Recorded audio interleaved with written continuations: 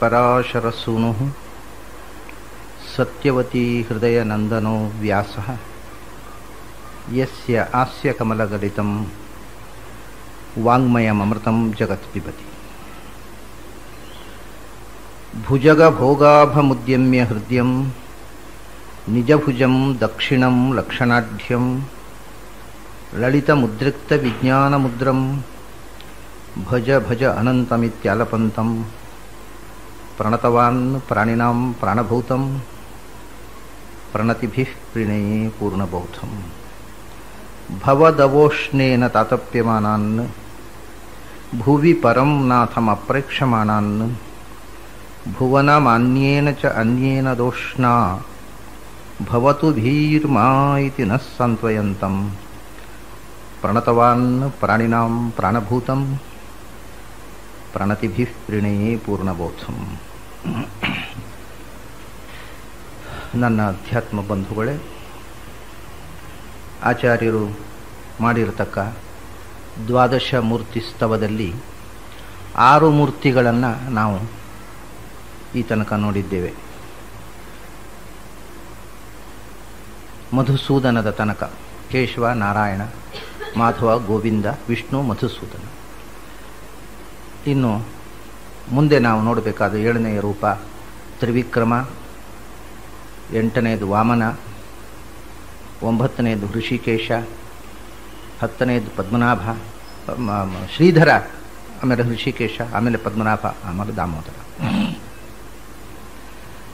ವಾಮನ ಆದಮೇಲೆ ಶ್ರೀಧರ, ಶ್ರೀಧರ ಆದಮೇಲೆ ಹೃಷಿಕೇಶ, ಆಮೇಲೆ ಪದ್ಮನಾಭ, ಆಮೇಲೆ ದಾಮೋದರ. ಈ 6 ರೂಪಗಳನ್ನು ನಾವು ಇನ್ನು ನೋಡಬೇಕು. ಈಗ ನಾವು ಪ್ರಥಮತಃ ನೋಡಬೇಕಾದ ರೂಪ ತ್ರಿವಿಕ್ರಮ ರೂಪ. ತ್ರಿವಿಕ್ರಮ ನಿಷ್ಕ್ರಮ ವಿಕ್ರಮ ಒಂದೇ, ಸುಕ್ರಮ ಸಂಕ್ರಮ ಹುಂಕೃತ ವಕ್ತ್ರ. ಭಗವಂತನನ್ನ ತ್ರಿವಿಕ್ರಮ ಅಂತ ಕರೆಯೋದು ಯಾವ ಅವತಾರದಲ್ಲಿ ಅಂತ ನಿಮಗೆ ಗೊತ್ತಿದೆ. ಮುಂದೆ ಬರತಕ್ಕಂಥ ನಾಮ ವಾಮನ. ವಾಮನನೇ ತ್ರಿವಿಕ್ರಮ, ಅದು ಪ್ರತ್ಯೇಕ ಅವತಾರ ಅಲ್ಲ. ಇದು ದಶಾವತಾರದಲ್ಲಿ ಸೇರಿದ ಅವತಾರವೂ ಹೌದು. ತ್ರಿವಿಕ್ರಮ ತ್ರಿವಿಕ್ರಮ ಅಂತ ಪ್ರತ್ಯೇಕ ಒಂದು ರೂಪ ಇದೆ ದ್ವಾದಶ ಮೂರ್ತಿಗಳಲ್ಲಿ. ಅದಲ್ಲದೆ ದಶಾವತಾರದಲ್ಲಿ ವಾಮನನೇ ತ್ರಿವಿಕ್ರಮನಾಗ್ತಾನೆ. ಆದ್ದರಿಂದಲೇ ಗಾಯತ್ರಿಯಲ್ಲಿ ವಾಮನನ ಮತ್ತು ತ್ರಿವಿಕ್ರಮನ ಅಕ್ಷರಗಳನ್ನು ಸಂಯುಕ್ತವಾಗಿ ಣ್ಯಂ ಅಂತ ಹೇಳ್ತಾರೆ. ಅದನ್ನು ಒಂದೇ ಅಕ್ಷರವಾಗಿ ಹೇಳ್ತಾರೆ. ನ ಮತ್ತು ಯಾ ತ್ರಿವಿಕ್ರಮ ಮತ್ತು ವಾಮನನನ್ನು ಹೇಳ್ತಕ್ಕಂಥ ಅಕ್ಷರಗಳು. ತ್ರಿವಿಕ್ರಮ ಅಂತ ಅನ್ನತಕ್ಕಂಥ ಹೆಸರು ಯಾಕೆ ಭಗವಂತನಿಗೆ ಬಂತು ಅನ್ನುವುದನ್ನು ನಿರ್ವಚನೆ ಮಾಡಿ ತೋರಿಸುವಂಥ ಒಂದು ಪದ್ಯ ಇದೆ. ತ್ರಿವಿಕ್ರಮ ಅಂದರೆ ಪ್ರಸಿದ್ಧವಾಗಿ ನಿಮಗೆ ಗೊತ್ತಿದೆ. 3 ಹೆಜ್ಜೆಗಳು. ವಿಕ್ರಮ ಅಂದರೆ ಪಾದದ ವಿಕ್ರಮ ಅಂದರೆ ಪಾದದ ಕ್ರಮ ಅಂದರೆ ಹೆಜ್ಜೆ. ಒಂದು ಹೆಜ್ಜೆಯಿಂದ ಭೂಮಿಯನ್ನು, ಇನ್ನೊಂದು ಹೆಜ್ಜೆಯಿಂದ ಆಕಾಶವನ್ನು ವ್ಯಾಪಿಸಿ 3ನೇ ಹೆಜ್ಜೆಯನ್ನು ಬಲಿಯ ತಲೆಯ ಮೇಲೆ ಇಟ್ಟವನು ಅಂತ. ಈ ಹೆಸರು, ಇದರ ನಿರ್ವಚನ ವೇದದಲ್ಲೂ ಬಂದಿದೆ.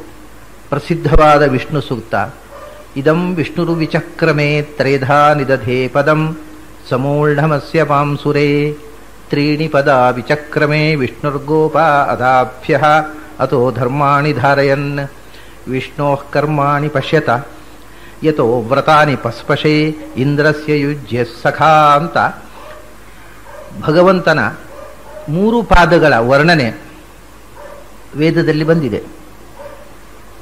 ಅಲ್ಲಿ ಬಂದಿರತಕ್ಕಂಥ ವರ್ಣನೆಯ ಹಿನ್ನೆಲೆಯಲ್ಲಿ ತ್ರಿವಿಕ್ರಮ ಅಂತಂದರೆ 3 ಕಡೆ ಅವನು ವಿಕ್ರಮ, ಪಾದಕ್ಷೇಪ ಅಂದರೆ ಸ್ವರೂಪ, 3 ಕಡೆಯಿಂದಲೂ ತನ್ನ ಸ್ವರೂಪದಿಂದ ನಿಯಂತ್ರಿಸ್ತಕ್ಕಂಥವ ಅಂತ. ಈ 3 ಯಾವುದು ಅನ್ನುವುದನ್ನು ಈ ವಿಷ್ಣು ಸೂಕ್ತಕ್ಕೆ ವ್ಯಾಖ್ಯಾನ ಬರೆಯುವಾಗ ಆಚಾರ್ಯರು ಋಗ್ಭಾಷ್ಯದಲ್ಲಿ ಬರೆದಿದ್ದಾರೆ. 3 ಕಾಲಗಳಲ್ಲೂ ವಿಕ್ರಮವುಳ್ಳವನು. ತ್ರಿಷು ಕಾಲೇಶು, ಭೂತಕಾಲ, ವರ್ತಮಾನ ಕಾಲ, ಭವಿಷ್ಯತ್ ಕಾಲ. ಅದನ್ನೇದ ಅಲ್ಲೇ ಪುರುಷ ಏವೇದಂ ಸರ್ವಂ ಯದ್ಭೂತಂ ಯಚ್ಚ ಭವ್ಯಂ ಅಂತ, ಯಚ್ಚಾನ್ಯತ್ರಿಕಾಲಾತೀತಂ ತದಪ್ಯೋಂಕಾರ ಏವ ಅಂತ ಮಾಂಡೂಕೋಪನಿಷತ್ನಲ್ಲಿ ಹೇಳಿದ್ದು ಅದನ್ನು. ಅದರಿಂದ 3 ಕಾಲಗಳಲ್ಲೂ ತನ್ನ ವಿಕ್ರಮ ಇರತಕ್ಕಂಥವನು, ಅಂದರೆ ಮೂರು ಕಾಲದಲ್ಲೂ ಜಗತ್ತನ್ನು ನಿಯಮಿಸುವವನು. ಭೂತಕಾಲದಲ್ಲೂ ಜಗನ್ನಿಯಾಮಕನೇ ಆಗಿದ್ದವನು, ವರ್ತಮಾನದಲ್ಲೂ ಅವನೇ, ಮುಂದೂ ಅವನೇ. ಇದು ಬದಲಾಗುವಂಥದ್ದಲ್ಲ. ಅವನು ನಿರ್ವಿಕಾರೋ ಅಕ್ಷರ ಶುದ್ಧ. ಹಾಗಾಗಿ ಮೂರು ಕಾಲಗಳಲ್ಲೂ ಜಗತ್ತನ್ನು ನಿಯಮಿಸುವವನು.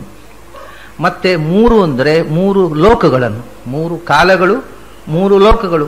ಮೂರು ಲೋಕಗಳು ಅಂದರೆ ಬ್ರಹ್ಮಾಂಡ, ಭೂರ್ಭುವ ಸ್ವಹ ಅಂತ ಬ್ರಹ್ಮಾಂಡವನ್ನು ಮೂರು ವಿಭಾಗ ಮಾಡಿ ಮೂರು ಲೋಕಗಳನ್ನು ಅಂದರೆ ಇಡೀ ವಿಶ್ವವನ್ನು ಅಂತ ಅರ್ಥ. ಮೂರು ಕಾಲಗಳಲ್ಲಿಯೂ ಮೂರು ಲೋಕಗಳನ್ನು ನಿಯಮಿಸುವವನು ತ್ರಿವಿಕ್ರಮ. ಮೂರು ವೇದಗಳಲ್ಲಿ ವಾಚ್ಯನಾದವನು ತ್ರಿವಿಕ್ರಮ. ಮೂರು ವಿಧ ಜೀವರನ್ನು ನಿಯಂತ್ರಿಸುವವನು ತ್ರಿವಿಕ್ರಮ. ಸಾತ್ವಿಕರನ್ನು, ರಾಜಸರನ್ನು, ತಾಮಸರನ್ನು. ಹೀಗೆ ಭಗವಂತ ತ್ರಿವಿಕ್ರಮ ಅನ್ನುವಂಥ ಇದನ್ನು ತ್ರೀಣಿ ಪದಾವಿಚಕ್ರಮೇ ಅನ್ನುವಾಗ ಮೂರನ್ನು ತನ್ನ ಸ್ವರೂಪದಿಂದ ಆಕ್ರಮಿಸಿದ ಅನ್ನುವಾಗ ಮೂರು ಅಂದರೆ ಯಾವುದು ಅಂದರೆ ಮೂರು ಕಾಲಗಳು, ಮೂರು ಲೋಕಗಳು, ಮೂರು ವೇದಗಳು, ಮೂರು ವಿಧ ಜೀವರು ಅಂತ ಹೀಗೆ ಆಚಾರ್ಯರು ಋಗ್ಭಾಷ್ಯದಲ್ಲಿ ಅರ್ಥವನ್ನು ನಿರೂಪಣೆ ಮಾಡಿದ್ದಾರೆ. ಈ ತ್ರಿವಿಕ್ರಮ ಅನ್ನುವುದಕ್ಕೆ ಮೂರು ವಿಧವಾದ ಕ್ರಮವುಳ್ಳವನು ಅಂತ ಇನ್ನೊಂದು ಅರ್ಥ.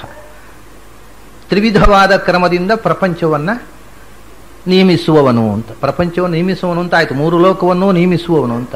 ನಿಯಮಿಸುವುದಕ್ಕೆ ಮೂರು ವಿಧವಾದ ಕ್ರಮ, ತ್ರಿವಿಧವಾದ ಕ್ರಮ ಇಟ್ಟುಕೊಂಡು ಪ್ರಪಂಚವನ್ನು ನಿಯಂತ್ರಿಸುವವನು ತ್ರಿವಿಕ್ರಮ ಅಂತ. ಮೂರು ವಿಧವಾದ ಕ್ರಮ ಯಾವುದು ಅಂದರೆ ಅದನ್ನು ಮುಂದೆ ಹೇಳ್ತಾರೆ. ಒಂದು ನಿಷ್ಕ್ರಮ, ಒಂದು ವಿಕ್ರಮ, ಒಂದು ಸಂಕ್ರಮ, ಸುಕ್ರಮ. ತ್ರಿವಿಕ್ರಮ, ವಿಷ್ಕ್ರಮ, ನಿಷ್ಕ್ರಮ, ವಿಕ್ರಮ ಒಂದೇ ಸುಕ್ರಮ. ಒಂದು ನಿಷ್ಕ್ರಮ, ಮತ್ತೊಂದು ವಿಕ್ರಮ, ಮತ್ತೊಂದು ಸುಕ್ರಮ. ಹೀಗೆ ಮೂರು ವಿಧವಾದ ಕ್ರಮದಿಂದ ಪ್ರಪಂಚವನ್ನು ನಿಯಂತ್ರಿಸುವ.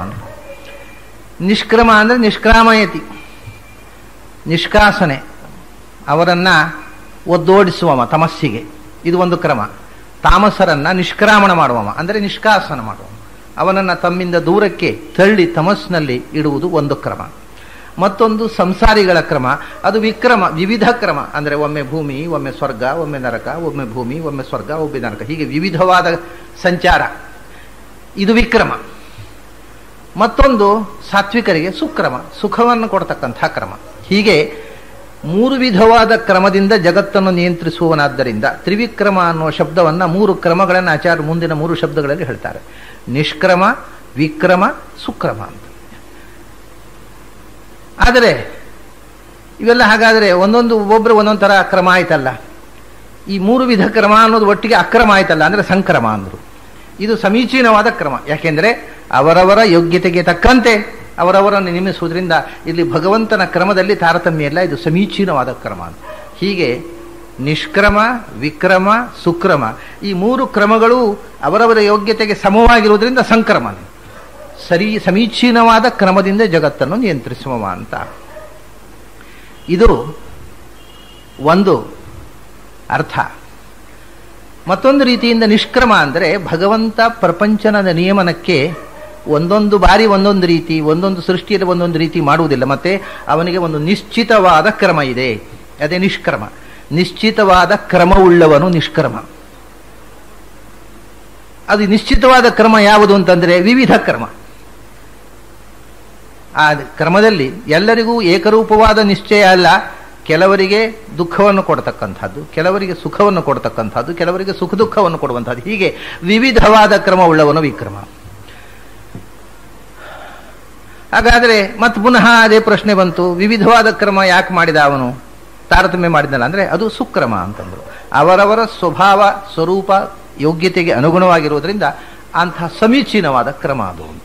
ಹೀಗೆ ಈ ಶಬ್ದಗಳಿಂದ ಅನೇಕ ವಿಧವಾದ ಪ್ರಶ್ನೆಗಳನ್ನು ಉತ್ತರಿಸುವ ರೀತಿಯಲ್ಲಿ ಮತ್ತು ತ್ರಿವಿಕ್ರಮ ಶಬ್ದದ ನಿರ್ವಚನ ಮಾಡುವ ರೀತಿಯಲ್ಲಿ ಆಚಾರ್ಯರು ಆ ಪದಗಳನ್ನು ಇಟ್ಟಿದ್ದಾರೆ. ಸಂಕ್ರಮ ಅನ್ನುವುದನ್ನು ನಾನು ಬೇರೆ ರೀತಿಯಿಂದ ಒಂದು ನಾಮವಾಗಿ ಹೇಳಿದೆ. ನಿಷ್ಕ್ರಮ, ವಿಕ್ರಮ, ಸುಕ್ರಮ ಮತ್ತು ಸಂಕ್ರಮ ಅನ್ನುವುದು ಭಗವಂತನ ಇನ್ನೊಂದು ಸಮೀಚೀನವಾದ ಕ್ರಮದಿಂದ ಜಗತ್ತನ್ನು ನೇಮಿಸುವವನು ಅಂತ. ಇಲ್ಲಿ ವಿ, ಸು ಮತ್ತು ಸಂ ಮೂರು ಶಬ್ದಗಳನ್ನು ಕ್ರಮ ಶಬ್ದಕ್ಕೆ ಸೇರಿಸಿದ್ದಾರೆ ಆಚಾರ್ಯರು. ಕ್ರಮ ಅಂತಂದರೆ ಭಗವಂತನ ಕ್ರಮ, ಜಗತ್ತನ್ನು ಕ್ರಮಣ ಮಾಡಿರತಕ್ಕಂಥ ರೂಪ, ಜಗತ್ತನ್ನು ನಿಯಂತ್ರಿಸುವ ರೂಪ. ಅದಕ್ಕೆ ಮೂರು ವಿಶೇಷಣಗಳನ್ನು ಕೊಟ್ಟಿದ್ದಾರೆ, ವಿ, ಸು ಮತ್ತು ಸಂ. ಈ ಮೂರು ಶಬ್ದಗಳು ಭಗವದ್ವಾಚಕವಾಗಿರ್ತಕ್ಕಂಥ ಅಕ್ಷರಗಳು. ನಾನು ಬೆಳಿಗ್ಗೆ ಹೇಳಿದ್ದೆ ಅ ಕ ಯ ಪ್ರ ವಿ. ಸಂ ಮತ್ತು ಸು ಅಂದರೆ ಸ್ವಿತ್ಯಾನಂದ ಉದ್ದಿಷ್ಟ. ಆನಂದ ಸ್ವರೂಪನಾದ್ದರಿಂದ ಭಗವಂತ ಸು, ಭಗವಂತ ಸರ್ವ ವಿಲಕ್ಷಣ ಆದ್ದರಿಂದ ಸಂ. ಸು ವಿ ಭಗವಂತ ಸಮೀಚೀನ ಗುಣಗಳಿಂದ ಸಾಧು ಗುಣಪೂರ್ಣನಾದ್ದರಿಂದ ಸಂ ಅಂತ. ಇದು ಭಗವಂತನ ನಾಮಗಳು. ಅದರಿಂದ ಅವನ ಒಂದೊಂದು ಕ್ರಮವು ಅಂದರೆ ಒಂದೊಂದು ರೂಪ ವಿಶೇಷವು, ಪಾದ ಅಂದರೂ ಕ್ರಮ ಅಂದರೂ ಒಂದೇ, ಪಾದ ಅಂದರೆ ಭಗವಂತನ ರೂಪ ಅಂದರ್ಥ. ಒಂದೊಂದು ರೂಪವು ಸಂ ಸಮೀಚೀನವಾದ ಗುಣಗಳಿಂದ ಪೂರ್ಣ, ಸು ಆನಂದಮಯ ಮತ್ತು ವಿ ಅಂದರೆ ಸರ್ವ ವಿಲಕ್ಷಣವಾಗಿರತಕ್ಕಂಥ ಒಂದೊಂದು ರೂಪವು ಮೂಲ ರೂಪದಂತೆಯೇ ಗುಣಪೂರ್ಣವಾದದ್ದು. ಆದ್ದರಿಂದ ಅದು ವಿಕ್ರಮ, ಅದು ಸಂಕ್ರಮ, ಅದು ಸುಕ್ರಮ. ಸಂಕ್ರಮ ಹುಂಕೃತ ವಕ್ತರ ಅಂತ ಇದು ಇಡೀಯಾಗಿ ಒಂದು ನಾಮ. ಸಂಕ್ರಮ ಅಂತಂದರೆ ಪ್ರಳಯ ಅಂತರ್ಥ. ಪ್ರಳಯದಲ್ಲಿ ಇಡೀ ಜಗತ್ತನ್ನು ನಾಶ ಮಾಡುವುದಕ್ಕೋಸ್ಕರ ಹೂಂಕರಿಸುವುದು. ಹೂಂಕರಿಸುವುದು ಅಂದರೆ ಈ ಸಾಮಾನ್ಯವಾಗಿ ನಾಶ ಮಾಡುವಾಗ ಹುಂಕಾರ ಅಂತಂದರೆ ಅದು ನಾವು ಕವಚಾಯ ಹುಂ ಅಸ್ತ್ರಾಯ ಭಟ್ ಅಂತ ಹೇಳ್ತೇವೆ. ಹುಂ ಫಟ್ ಅನ್ನತಕ್ಕಂಥ ಶಬ್ದಗಳು ಅದು ನಾಶಕವಾದ ಮಂತ್ರಗಳು. ಜಗತ್ತನ್ನು ನಾಶ ಮಾಡುವಾಗ ಹುಂಕಾರ, ಅದರಿಂದ ಕವಚಾಯ ಹುಂ ಅಂತ ನಾವು ಭಗವಂತನಲ್ಲಿ ಹುಂ ಅನ್ನುವ ಮಂತ್ರದಿಂದ ರಕ್ಷಾ ಕವಚವನ್ನು ಮಾಡಿಕೊಳ್ತೇವೆ. ಭಗವಂತ ಹುಂಕಾರದಿಂದ ನಮ್ಮ ಸುತ್ತ ಇರತಕ್ಕಂಥ ಆಸುರಿ ಶಕ್ತಿಗಳನ್ನು ನಾಶ ಮಾಡಿ ನಮಗೆ ರಕ್ಷೆಯ ಕವಚವನ್ನು ತೊಡಿಸಲಿ ಎನ್ನುವುದು ಆ ಮಂತ್ರದ ಅರ್ಥ. ಕವಚಾಯ ಹುಂ ಅಂದರೆ ಕವಚಾಯ ಹುಂ ಅಸ್ತ್ರಾಯ ಫಟ್. ಈ ಹುಂ ಮತ್ತು ಫಟ್ ಅನ್ನುವಂಥದ್ದು ಫಟ್ಕಾರ ಅಂತಂದ್ರೂ ಕೂಡ ಹಾಗೆ ನಾಶಕವಾಗಿರ್ತಕ್ಕಂಥ ಭಗವಂತನ ಶಕ್ತಿಯನ್ನು ಹುಂಕಾರ ಅಂತದೆ. ಆದ್ದರಿಂದ ಪ್ರಳಯ ಕಾಲದಲ್ಲಿ ಜಗತ್ತನ್ನು ನಾಶ ಮಾಡತಕ್ಕಂಥ ಹುಂಕಾರದಿಂದ ಕೂಡಿದ ಸಂಕ್ರಮದಲ್ಲಿ ಹುಂಕೃತವಾದ ವಕ್ತ್ರವುಳ್ಳವನು, ಮುಖದಿಂದ ಹುಂಕಾರ ಮಾಡಿ ಜಗತ್ತನ್ನು ನಾಶ ಮಾಡೋದಕ್ಕೋಸ್ಕರ ಸಿದ್ಧನಾಗಿ ನಿಂತ ಭಗವಂತ. ಸಂಕ್ರಮ ಅಂತನ್ನುವುದನ್ನು ನಾವು ಬೇರೆ ಒಂದು ರೀತಿಯಿಂದ ಹೇಳಿದ್ದೇವೆ. ಅವನು ಹುಂಕೃತ ಅಂದರೆ ಹುಂಕೃತ, ಹುಂಕಾರ ಅಂತಂದರೆ ಹುಂಕೃತ ಅಂದ್ರೆ ಇದೂ ಹೌದು. ಕವಚಾಯ ಹುಂ ಹೃದಯಾಯ ನಮಃ, ನಮಃ ಸ್ವಾಹ ವಷಟ್ ವೌಷಟ್ ಹುಂ ಫಟ್ ಇದಿಷ್ಟು ಭಗವಂತನ ನಾಮಗಳು. ನಮಃ ಅಂತನ್ನುವುದು ಭಗವಂತನ ನಾಮ. ಮತ್ತು ಅದಕ್ಕೆ ಇನ್ನೊಂದು ಅರ್ಥ, ಇಷ್ಟೂ ಶಬ್ದಗಳಿಗೆ ನಮಃ ಅಂದರೆ ನನ್ನದಲ್ಲ ಅಂತ ನಮಮ ಅಂತ, ಸ್ವಾಹ ಅಂದರೂ ನನ್ನದಲ್ಲ ಅಂತ, ಸ್ವತ್ವದ ಹಾನವೇ ಸ್ವಾಹ, ನನ್ನದಲ್ಲ ನಿನ್ನದು ಅನ್ನೋದೇ ಸ್ವಾಹ, ನನ್ನದಲ್ಲ ನಿನ್ನದು ಅನ್ನೋದೇ ನಮಃ. ಅದೇ ಅರ್ಥಗಳು ಸ್ವಸ್ತಿ, ಹುಂ, ಇದು ವಷಟ್ ವೌಷಟ್ ಹುಂ ಫಟ್ ಈ ಎಲ್ಲ ಅಕ್ಷರಗಳು, ಈ ಏನು ಅವ್ಯಯಗಳು ನನ್ನದಲ್ಲ ನಿನ್ನದು ಅಂತ ಭಗವಂತನಿಗೆ ನಮ್ಮ ಸ್ವತ್ವವನ್ನು ಅರ್ಪಣೆ ಮಾಡ್ತಕ್ಕಂಥ ಬೇರೆ ಬೇರೆ ಸಂದರ್ಭಗಳಲ್ಲಿ ಬೇರೆ ಬೇರೆಯನ್ನು ಹೇಳ್ತಾರೆ. ಜಪಕಾಲದಲ್ಲಿ ನಮಃ ಅಂತ ಹೇಳಿದರೆ ಅದಕ್ಕೆ ಅರ್ಥ ಸ್ವಾಹ ಅಂತಲೇ, ಹೋಮ ಕಾಲದಲ್ಲಿ ಸ್ವಾಹ ಅಂತಾರೆ, ಅದಕ್ಕೂ ಅರ್ಥ ನನ್ನದಲ್ಲ ಅಂತಲೇ. ಬೇರೆ ಬೇರೆ ಮತ್ತು ಅಂಗನ್ಯಾಸ ಕಾಲದಲ್ಲಿ ಈ 6 ಶಬ್ದಗಳನ್ನು ಬಳಸ್ತಾರೆ. ಈ ಎಲ್ಲ ಶಬ್ದಗಳ ಮೂಲಭೂತವಾದ ಅರ್ಥ ನನ್ನದೇನೂ ಇಲ್ಲ, ಎಲ್ಲ ನಿನ್ನದೇ ಅಂತ. ನಮಃ ಅಂದರೂ ಅಷ್ಟೇ, ಸ್ವಾಹ ಅಂದರೂ ಅಷ್ಟೇ, ವಷಟ್ ಅಂದರೂ ಅಷ್ಟೇ, ವವುಷಟ್ ಅಂದರೂ ಅಷ್ಟೇ, ಹುಂ ಅಂದರೂ ಅಷ್ಟೇ, ಫಟ್ ಅಂದರೂ ಅಷ್ಟೇ, ಎಲ್ಲವೂ ನಿನ್ನದು, ನನ್ನದು ಏನೂ ಇಲ್ಲ. ಹಾಗಾಗಿ ಭಗವಂತ ಹುಂ ಕೃತ ಅಂದರೆ ಹುಂ ಅನ್ನತಕ್ಕಂಥ ಅಂಗನ್ಯಾಸದ ಅಕ್ಷರದಿಂದ ಕರೆಯಲ್ಪಡುವವನು, ಹುಂ ಅನ್ನುವ ಶಬ್ದದಿಂದ ವಾಚ್ಯನಾದವ. ಮತ್ತು ಹುಂ ಅನ್ನುವುದು ಅಂಗೀಕಾರದ ಶಬ್ದ ಹೌದು. ನಾವು ಹೇಳ್ತೇವಲ್ಲ, ಅವನು ಒಪ್ಪಿಗೆ ಆಯಿತು ಅಂದರೆ ಹೂ ಹುಟ್ಟಿದ ಅಂತ. ಹುಂ ಅನ್ನೋದು ಸಂಹಾರದ ಸಂಕೇತವೂ ಹೌದು. ಹುಂಕಾರ ಅಂತಂದರೆ ನಾಶಕ್ಕೋಸ್ಕರ ಸಿದ್ಧವಾದ ಹೂ, ಮತ್ತು ಹೂ ಹುಟ್ಟುವುದು ಅಂದರೆ ಸ್ವೀಕಾರವೂ ಹೌದು. ಆದ್ದರಿಂದ ಹುಂಕೃತ ಅಂದರೆ ಸಜ್ಜನರಿಂದ ಸ್ವೀಕೃತನಾದವ ಅಂತ ಅರ್ಥ. ಆಮೇಲೆ ಹುಂಕೃತ ವಕ್ತ್ರ ಅನ್ನೋದನ್ನು ನಾವು ಅರ್ಥ ನೋಡಿದೆವು. ವಕ್ತ್ರ ಅಂದರೆ ಬರೇ ಭಗವಂತನಿಗೆ ವಕ್ತ್ರ ಅನ್ನತಕ್ಕಂಥ ಶಬ್ದವೂ ಭಗವಂತನ ನಾಮವೇ. ಸಂಕ್ರಮ ಅನ್ನೋದು ಭಗವಂತನ ಒಂದು ನಾಮ, ಹುಂಕೃತ ಅನ್ನೋದು ಭಗವಂತನ ಒಂದು ನಾಮ. ವಕ್ತ್ರ ಅಂತ ವಕ್ತೀತಿ ವಕ್ತ್ರಂ ಅಂತ, ಉಚ್ಯತೆ ಅನೇನೇತಿ ವಕ್ತ್ರಂ. ವಕ್ತ್ರಂ ಅಂದರೆ ಸಂಸ್ಕೃತದಲ್ಲಿ ನಮಗೆ ಪ್ರಚಲಿತವಾದ ಲೌಕಿಕ ಸಂಸ್ಕೃತದಲ್ಲಿ ವಕ್ತ್ರ ಅಂದರೆ ಬಾಯಿ ಅಂತ ಅರ್ಥ. ಯಾಕೆ ಅಂದರೆ ಉಚ್ಯತೆ ಅನೇನೇತಿ ವಕ್ತ್ರಂ, ಅದರಿಂದ ನಾವು ಮಾತನಾಡುತ್ತೇವೆ, ಆದ್ದರಿಂದ ಬಾಯಿ ವಕ್ತ್ರ ಅಂತ. ಆದರೆ ನಿಜವಾಗಿ ನಾವು ಮಾತನಾಡುವುದು ಯಾರಿಂದ? ಭಗವಂತ ಬಾಯಿ ಕೊಡದೇ ಇದ್ದರೆ ಏನು ಮಾಡ್ತಿದ್ದೇವೆ ನಾವು? ಬಾಯಿ ಇರುತ್ತೆ, ಅಗಲಿಸ್ಲಿಕ್ಕೆ ಬರುತ್ತೆ, ಅನ್ನ ಒಳಗೆ ಹೋಗುತ್ತೆ, ಉಂಡದ್ದು ಹೊರಗೆ ಬರುತ್ತೆ. ಜಾಸ್ತಿ ಆದರೆ ಮಾತೊಂದು ಬರುವುದಿಲ್ಲ. ಬಾಯಿ ಇದೆ, ಪ್ರಾಣಿಗಳಿಗೂ ವಕ್ತ್ರ ಇದೆ, ಮಾತು ಬರುವುದಿಲ್ಲ. ಆದರೆ ಉಚ್ಯತೆ ಅನೇನ, ಯಾರಿಂದ ನಾವು ಮಾತಾಡ್ತಾ ಇದ್ದೇವೆ? ಯೋಂತಃ ಪ್ರವಿಶ್ಯ ಮಮ ವಾಚಮಿಮಾಂ ಪ್ರಸುಪ್ತಾಂ ಸಂಜೀವಯತಿ. ಒಳಗೆ ನಿಂತು ಮಾತನ್ನು ಚಿಗುರಿಸಿದವನು ಯಾರು ನಮ್ಮ ನಾಲಿಗೆಯಲ್ಲಿ? ಅವನು ವಕ್ತ್ರ. ಅದರಿಂದ ಭಗವಂತನೇ ವಕ್ತ ಅಂತ ಅರ್ಥ. ವಕ್ತ್ರ ಅಂದರೆ ವಕ್ತೃ, ಎಲ್ಲವನ್ನೂ ನುಡಿದವನು ಅವನು, ನುಡಿಸುವವನು ಅವನು. ಸೃಷ್ಟಿಯ ಆರಂಭದಲ್ಲಿ ಸಮಸ್ತ ವೇದಗಳನ್ನು ಬ್ರಹ್ಮದೇವರಿಗೆ ನುಡಿದವನು ಅವನು. ಆದ್ದರಿಂದ ಅವನು ವಕ್ತೃ ಅಷ್ಟೇ ಅಲ್ಲ, ನಮ್ಮಿಂದ ನುಡಿಸುವವನು. ಅದನ್ನು ಉಚ್ಯತೆ ಅನೇನೇತಿ ವಕ್ತ್ರಂ ವಕ್ತೀತಿ ವಕ್ತ್ರಂ. ಹೀಗೆ ಸರ್ವವಕ್ತಾರ ಮತ್ತು ನಾವು ಆಡ್ತಕ್ಕಂಥ ಎಲ್ಲ ಮಾತುಗಳನ್ನು ನುಡಿಸುವಂಥ ಶಕ್ತಿ. ಅದರಿಂದ ಅವನು ವಕ್ತ್ರ, ಅವನು ಹುಂಕೃತ ಅಂದರೆ ಎಲ್ಲರಿಂದ ಸ್ವೀಕೃತ. ಆಮೇಲೆ ಅವನು ಸಂಕ್ರಮ, ಸಮೀಚೀನವಾದ ಕ್ರಮವುಳ್ಳವನು. ಅವನು ಹುಂಕೃತ ವಕ್ತ್ರ, ಅವನು ಸಂಕ್ರಮ ಹುಂಕೃತ ವಕ್ತ್ರ. ಹೀಗೆ ತ್ರಿವಿಕ್ರಮ ರೂಪವನ್ನು ಅನೇಕ ಶಬ್ದಗಳಿಂದ ನಿರ್ವಚನ ಮಾಡಿ ತೋರಿಸಿದರು. ತ್ರಿವಿಕ್ರಮ, ನಿಷ್ಕ್ರಮ, ವಿಕ್ರಮ, ಒಂದೇ, ಸುಕ್ರಮ, ಸಂಕ್ರಮ, ಹುಂಕೃತ ವಕ್ತ್ರ. ಅದೇ ರೂಪದ ಇನ್ನೊಂದು ಮುಖ ವಾಮನ. ಆ ವಾಮನ ರೂಪವನ್ನು ಮತ್ತೆ ಅದೇ ರೀತಿ ಸಮಾನವಾದ ವಾಮನ, ಭಾಮನ, ಒಂದೇ, ಸಾಮನ, ಸೀಮನ, ಶಾಮನ, ಸಾನವನ. ಈ ಶಬ್ದಗಳೆಲ್ಲ ಒಂದೇ ರೀತಿಯ ಮೊದಲನೇ ಅಕ್ಷರ ಮಾತ್ರ ಬೇರೆ. ವಾಮನ, ಭಾಮನ, ಒಂದೇ, ಸಾಮನ, ಸೀಮನ, ಶಾಮನ, ಸಾನವನ. ಅದಕ್ಕೆ ಕೊನೆಯ ಎರಡು ಅಕ್ಷರಗಳು ಒಂದೇ. ಮನ ಬರುತ್ತೆ. ಒಂದು ವಾಮನ, ಮತ್ತೊಂದು ಭಾಮನ, ಮತ್ತೊಂದು ಸಾಮನ, ಮತ್ತೊಂದು ಸೀಮನ, ಮತ್ತೊಂದು ಶಾಮನ. ಈ ಶಬ್ದಗಳನ್ನು ಕೊಟ್ಟಿದ್ದಾರೆ ಆಚಾರ್ಯ. ಕೊನೆಯದ್ದು ಸಾನು ಅಂತ. ವಾಮನ ಅನ್ನುವ ಶಬ್ದ ಎರಡು ಬಾರಿ ಬಂದಿದೆ. ವಾಮನ.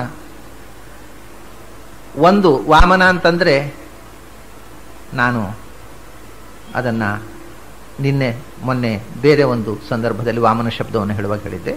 ವಾಮನ ಅಂದರೆ ಕುಳ್ಳನಾದವ ಅಂತ ಅರ್ಥ. ದಶಾವತಾರದ ಸ್ತುತಿಯಲ್ಲೂ ಈ ಶಬ್ದ ಬಂದಿದೆ. ವಾಮನ ಅಂತಕ್ಕಂಥ ಶಬ್ದ ಅಲ್ಲಿಯೂ ಬಂದಿದೆ ಎರಡು ಸರ್ತಿ. ಅಲ್ಲಿ ನಾನು ಇದರ ಅರ್ಥವನ್ನು ಹೇಳಿದ್ದೆ. ಕುಳ್ಳನಾಗಿ ಪುಟ್ಟ ಮಗುವಾಗಿ ಬಂದವನು ಒಂದು ಅರ್ಥ. ಮತ್ತೊಂದು ವಾಮ ಅಂದರೆ ಸೌಂದರ್ಯ, ಅದನ್ನು ಕಣ್ಣಿನಲ್ಲಿದ್ದು ನಿಯಂತ್ರಿಸುವ ವಾಮನ. ಏಷ ವಾಮನಿಹಿ ಏಷ ಭಾಮನಿಹಿ ಅಂತ ಛಾಂದೋಗ್ಯ ಉಪನಿಷತ್ತು. ಅದನ್ನು ವಾಮನ, ಅವನು ಭಾಮನ. ಸ್ತ್ರೀಯರಲ್ಲಿ ಇರತಕ್ಕ ಸೌಂದರ್ಯವನ್ನು ನಿಯಂತ್ರಿಸುವವನು ಮತ್ತು ಪುರುಷರಲ್ಲಿರತಕ್ಕಂಥ ಸೌಂದರ್ಯವನ್ನು ನಿಯಂತ್ರಿಸುವವನು ಅಂತ ಅನ್ನತಕ್ಕಂಥ.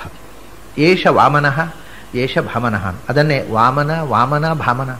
ಸ್ತ್ರೀ ಸೌಂದರ್ಯವನ್ನು ನಿಯಂತ್ರಿಸುತ್ತಾ ಸ್ತ್ರೀಯರ ಕಣ್ಣಲ್ಲಿರುವವನೇ, ಪುರುಷ ಸೌಂದರ್ಯವನ್ನು ನಿಯಂತ್ರಿಸುತ್ತಾ ಪುರುಷರ ಕಣ್ಣಲ್ಲಿರುವವನೇ. ಅದರಿಂದ ವಾಮನನೇ ಭಾಮನನೇ. ಇದು ಒಂದು ಅರ್ಥ. ಮತ್ತೊಂದು ಅರ್ಥ ವಾಮಂ ಅಂದರೆ, ವಾಮ ಅಂದರೆ ವಾಮಾಚಾರ ಅಂತ ಹೇಳ್ತೇವೆ ನಾವು. ವಾಮರು ಅಂತಂದರೆ ಶಾಸ್ತ್ರಕ್ಕೆ ವಿರುದ್ಧವಾದ ಆಚರಣೆ ಮಾಡುವವರು, ಲೆಫ್ಟಿಸ್ಟುಗಳು, ಸಾಧನೆಯಲ್ಲಿ ಲೆಫ್ಟಿಸ್ಟುಗಳು. ವಾಮಾಚಾರ ಅಂತಂದರೆ ಶಾಕ್ತ ಪಂಥವನ್ನು ವಾಮಾಚಾರ ಅಂತ ಹೇಳ್ತಾರೆ. ಅಂತಹ ಒಂದು ಆಚಾರ ಶಾಸ್ತ್ರದಲ್ಲೇ ಹೇಳಿದ್ದಾರೆ. ಅದರಲ್ಲಿ ಆಸಕ್ತಿ ಇದ್ದರೂ ಅದನ್ನು ಮಾಡಬಹುದು ಅಂತ. ಪಂಚಮಕಾರಗಳ ಸೇವನೆ ಮಾಡುವುದು. ನೀವು ನಿನ್ನೆ ತನಕ ನಮ್ಮ ಜೊತೆಗೆ ಇದ್ರಲ್ಲ ಸತ್ಯಕಾಮರು, ಅವರು ಒಂದು ಪುಸ್ತಕ ಬರೆದಿದ್ದಾರೆ ಪಂಚಮಗಳ ನಡುವೆ ಅಂತ. ಆ ಪಂಚಮಕಾರಗಳ ಸೇವನೆಯ ಸಾಧನೆ ಒಂದಿದೆ. ಅದು ಬಹಳ ಅಸಹ್ಯವಾದ ಸಾಧನೆ. ಅದು ಪಂಚಮಗಳು ಅಂದರೆ ಯಾವುದೆಲ್ಲ ಅಂದರೆ, ಮಾ ಅಂದರೆ ಮಕಾರದಿಂದ ಪ್ರಾರಂಭವೋ 5. ಅದು ಯಾವುದೆಲ್ಲ ಅಂದರೆ, ಒಂದು ಮತ್ಸ್ಯ, ಮತ್ತೊಂದು ಮದ್ಯ, ಮೂರನೇದು ಮಾಂಸ, ಎಲ್ಲ ಮಕಾರದಿಂದ ಪ್ರಾರಂಭ ಆಗುವುದು. 4ನೇದು ಮಾನಿನಿ, 5ನೇದು ಮುದ್ರ. ಈ 5 ಸೇವನೆ ಮಾಡಿಕೊಂಡು ಸಾಧನೆ ಮಾಡ್ತಕ್ಕಂಥ ಇದು ವಾಮಾಚಾರ. ಇದು ಯಾವುದನ್ನು ಸೇವನೆ ಮಾಡಬಾರದು ಅಂತ ಹೇಳಿದ್ದಾರೆ ಅದನ್ನು ಮಾಡಿ ಸಾಧನೆ ಮಾಡುವುದು. ಇದಕ್ಕೆ ಶಾಕ್ತ ಪಂಥ ಅಥವಾ ವಾಮಾಚಾರ ಅಂತ ಹೇಳ್ತಾರೆ. ಇದು ಬಂಗಾಳದಲ್ಲಿ ಮತ್ತು ಒಡಿಸ್ಸಾದಲ್ಲಿ ಇವತ್ತಿಗೂ ಬಹಳ ವ್ಯಾಪಕವಾಗಿ ಆಚರಣೆಯಲ್ಲಿದೆ ಮತ್ತು ಕಾಶಿಯಲ್ಲೂ ಸ್ವಲ್ಪ ಮಟ್ಟಿಗಿದೆ. ಕಾಶಿಯಿಂದ ಆಚೆಗೆ ಬಂಗಾಳ ಮತ್ತು ಒಡಿಸ್ಸಾದಲ್ಲಿ ಇದರ ಕೇಂದ್ರ ಸ್ಥಾನ. ಬಂಗಾಳದಲ್ಲಿ ಅನೇಕ ಮಂದಿಗೆ ಮಕ್ಕಳಿಗೆ ವಾಮಾಚರಣ ಅಂತ ಹೆಸರಿಡ್ತಾರೆ. ವಾಮಾಚರಣ ಭಟ್ಟಾಚಾರ್ಯ ಅಂತ ದೊಡ್ಡ ಗ್ರಂಥಕಾರರಿದ್ದಾರೆ. ಆದರೆ ಅವರು ವಾಮಾಚಾರಿಗಳು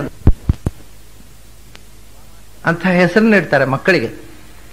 ವಾಮಾಚರಣ ಭಟ್ಟಾಚಾರ್ಯ ಅಂತ ಪ್ರಸಿದ್ಧ ಲೇಖಕ.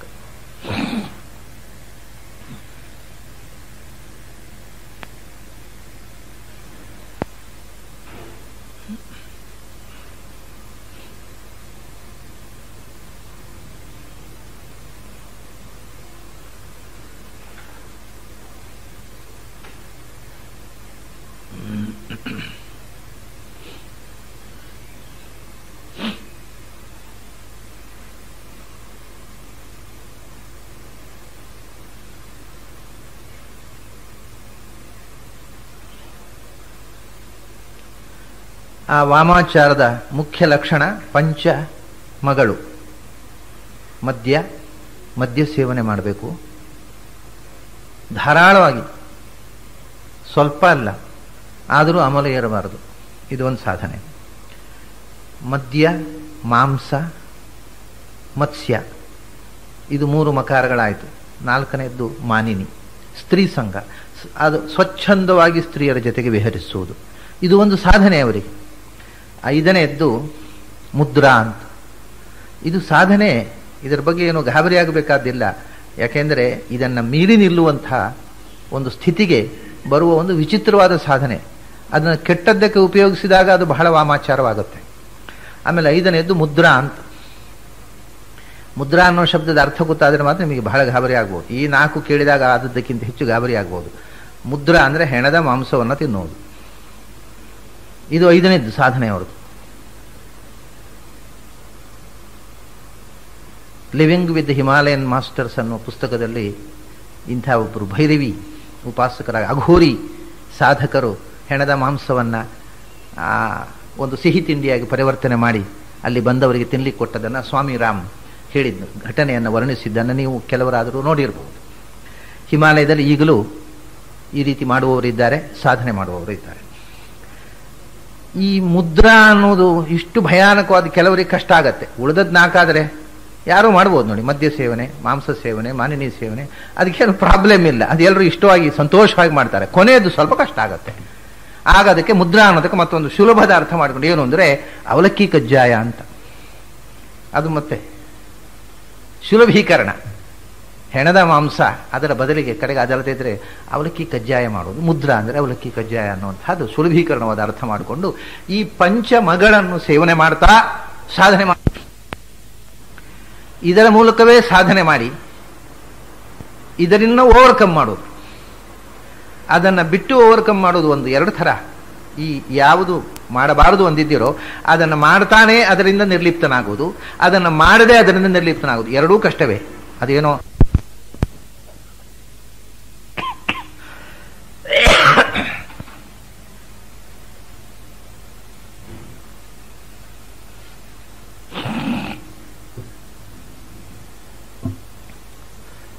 ಅದನ್ನು ನಿಮಗೆ ಅದು ಸ್ವಲ್ಪ ಕೇಳುವಾಗ ಭಯಾನಕವಾಗಿ ಕಾಣಬಹುದು. ಅದು ಬೇಡಪ್ಪ, ನಮಗೆ ಇದೇ ಸಾಕು. ಬಿಟ್ಟು ಓವರ್ಕಮ್ ಮಾಡುವುದು, ಬಿಡದೆ ಅದನ್ನು ಕಟ್ಟಿಕೊಂಡು ಓವರ್ಕಮ್ ಮಾಡುವುದು ಮತ್ತು ಅದನ್ನು ಬಿಟ್ಟು ಓವರ್ಕಮ್ ಮಾಡುವುದು ಅಂತ. ಅದರಲ್ಲಿ ಯಾವುದು ಎರಡೂ ಕೂಡ ಸುಲಭದ್ದಲ್ಲ. ನಾವು ಬಿಟ್ಟವರು ಏನು ಬಿಟ್ಟಿದ್ದಾರೆ? ಹೊರಗಿನಿಂದ ಬಿಟ್ಟಿದ್ದಾರೆ, ಒಳಗಿನಿಂದ ಬಿಡೋದಿಲ್ಲ. ಎಲ್ಲವನ್ನು ಕಟ್ಟಿಕೊಂಡಿರ್ತಾರೆ. ಆದ್ದರಿಂದ ಬಿಟ್ಟು ಓವರ್ಕಮ್ ಮಾಡೋದು ಸುಲಭ ಅಲ್ಲ, ಬಿಟ್ಟದ್ದರಿಂದಲೇ ಅದರ ಸೆಳೆತ ಜಾಸ್ತಿ ಆಗತ್ತೆ. ಅದರಿಂದ ಬಿಟ್ಟು ಓವರ್ಕಮ್ ಮಾಡುವುದು ಕೂಡ ಸುಲಭದ ಸಂಗತಿ ಅಲ್ಲ, ಎರಡೂ ಕಷ್ಟದ ದಾರಿಯೇ. ಅದು ಸ್ವಲ್ಪ ನೋಟಕ್ಕೆ ಅಸಹ್ಯ, ಆದರೆ ಅದನ್ನು ಸೇವನೆ ಮಾಡ್ತಾ ಅದನ್ನು ಓವರ್ಕಮ್ ಮಾಡತಕ್ಕಂಥ ಒಂದು ದಾರಿ ಕೂಡ ಅದು ಶಾಕ್ತ ತಂತ್ರಗಳಲ್ಲಿ ಹೇಳಿದ್ದು, ಶಾಸ್ತ್ರದಲ್ಲಿ ಬಂದಿದೆ. ಆದರೆ ಅದನ್ನು ಆಚರಣೆ ಮಾಡಬಾರದು, ಅದು ಬೇಡ ಅಂತ ನಿಷೇಧ ಮಾಡಿದ್ದಾರೆ. ಆದರೆ ಅದು ಸುಲಭ, ಯಾವುದೂ ಸುಲಭ ಅಲ್ಲ. ಇದರಲ್ಲಿ ಎರಡೂ ಕೂಡ ಬಹಳ ಕಷ್ಟದ ದಾರಿಯೇ. ಅದನ್ನು ಸೇವನೆ ಮಾಡಿಯೂ ಅದರಿಂದ ನಿರ್ಲಿಪ್ತನಾಗಿರುವುದು ಮತ್ತು ಅದನ್ನು ಸೇವನೆ ಮಾಡದೆ ನಿರ್ಲಿಪ್ತನಾಗುವುದು. ಸೇವನೆ ಮಾಡದೆ ನಿರ್ಲಿಪ್ತನಾಗುವುದು ಸುಲಭ ಅಲ್ಲ. ಸಮಾಜದ ಹೆದರಿಕೆಗೋಸ್ಕರ ಬಿಟ್ಟಿರ್ತಾನೆ. ಒಳಗಿನಿಂದ ಅಯ್ಯೋ ನಾನು ಮಡಿ ಹಿಡಿದು ಬಿಟ್ಟೆ, ಆಚಾರ ಸಂಪ್ರದಾಯ ಹಿಡಿದು ಬಿಟ್ಟೆ, ಆಗೋದಿಲ್ವಲ್ಲ, ಅವರೆಲ್ಲ ತಿಂತಾರೆ, ನಾನು ತಿನ್ನಬಹುದಿತ್ತು ಅಂತ ಒಳಗಿಂದ ಚಟವಟಿಕೆ ಪ್ರಾರಂಭ ಆಗುತ್ತೆ. ಇದು ಬಹಳ ಮಂದಿ ನಿಜವಾದ ಆಚಾರವಂತರ ಒಳಗೆ ಹೋಗಿ ನೋಡಿ, ಬಹಳ ಹೊಲಸಿರುತ್ತೆ ಒಳಗೆ.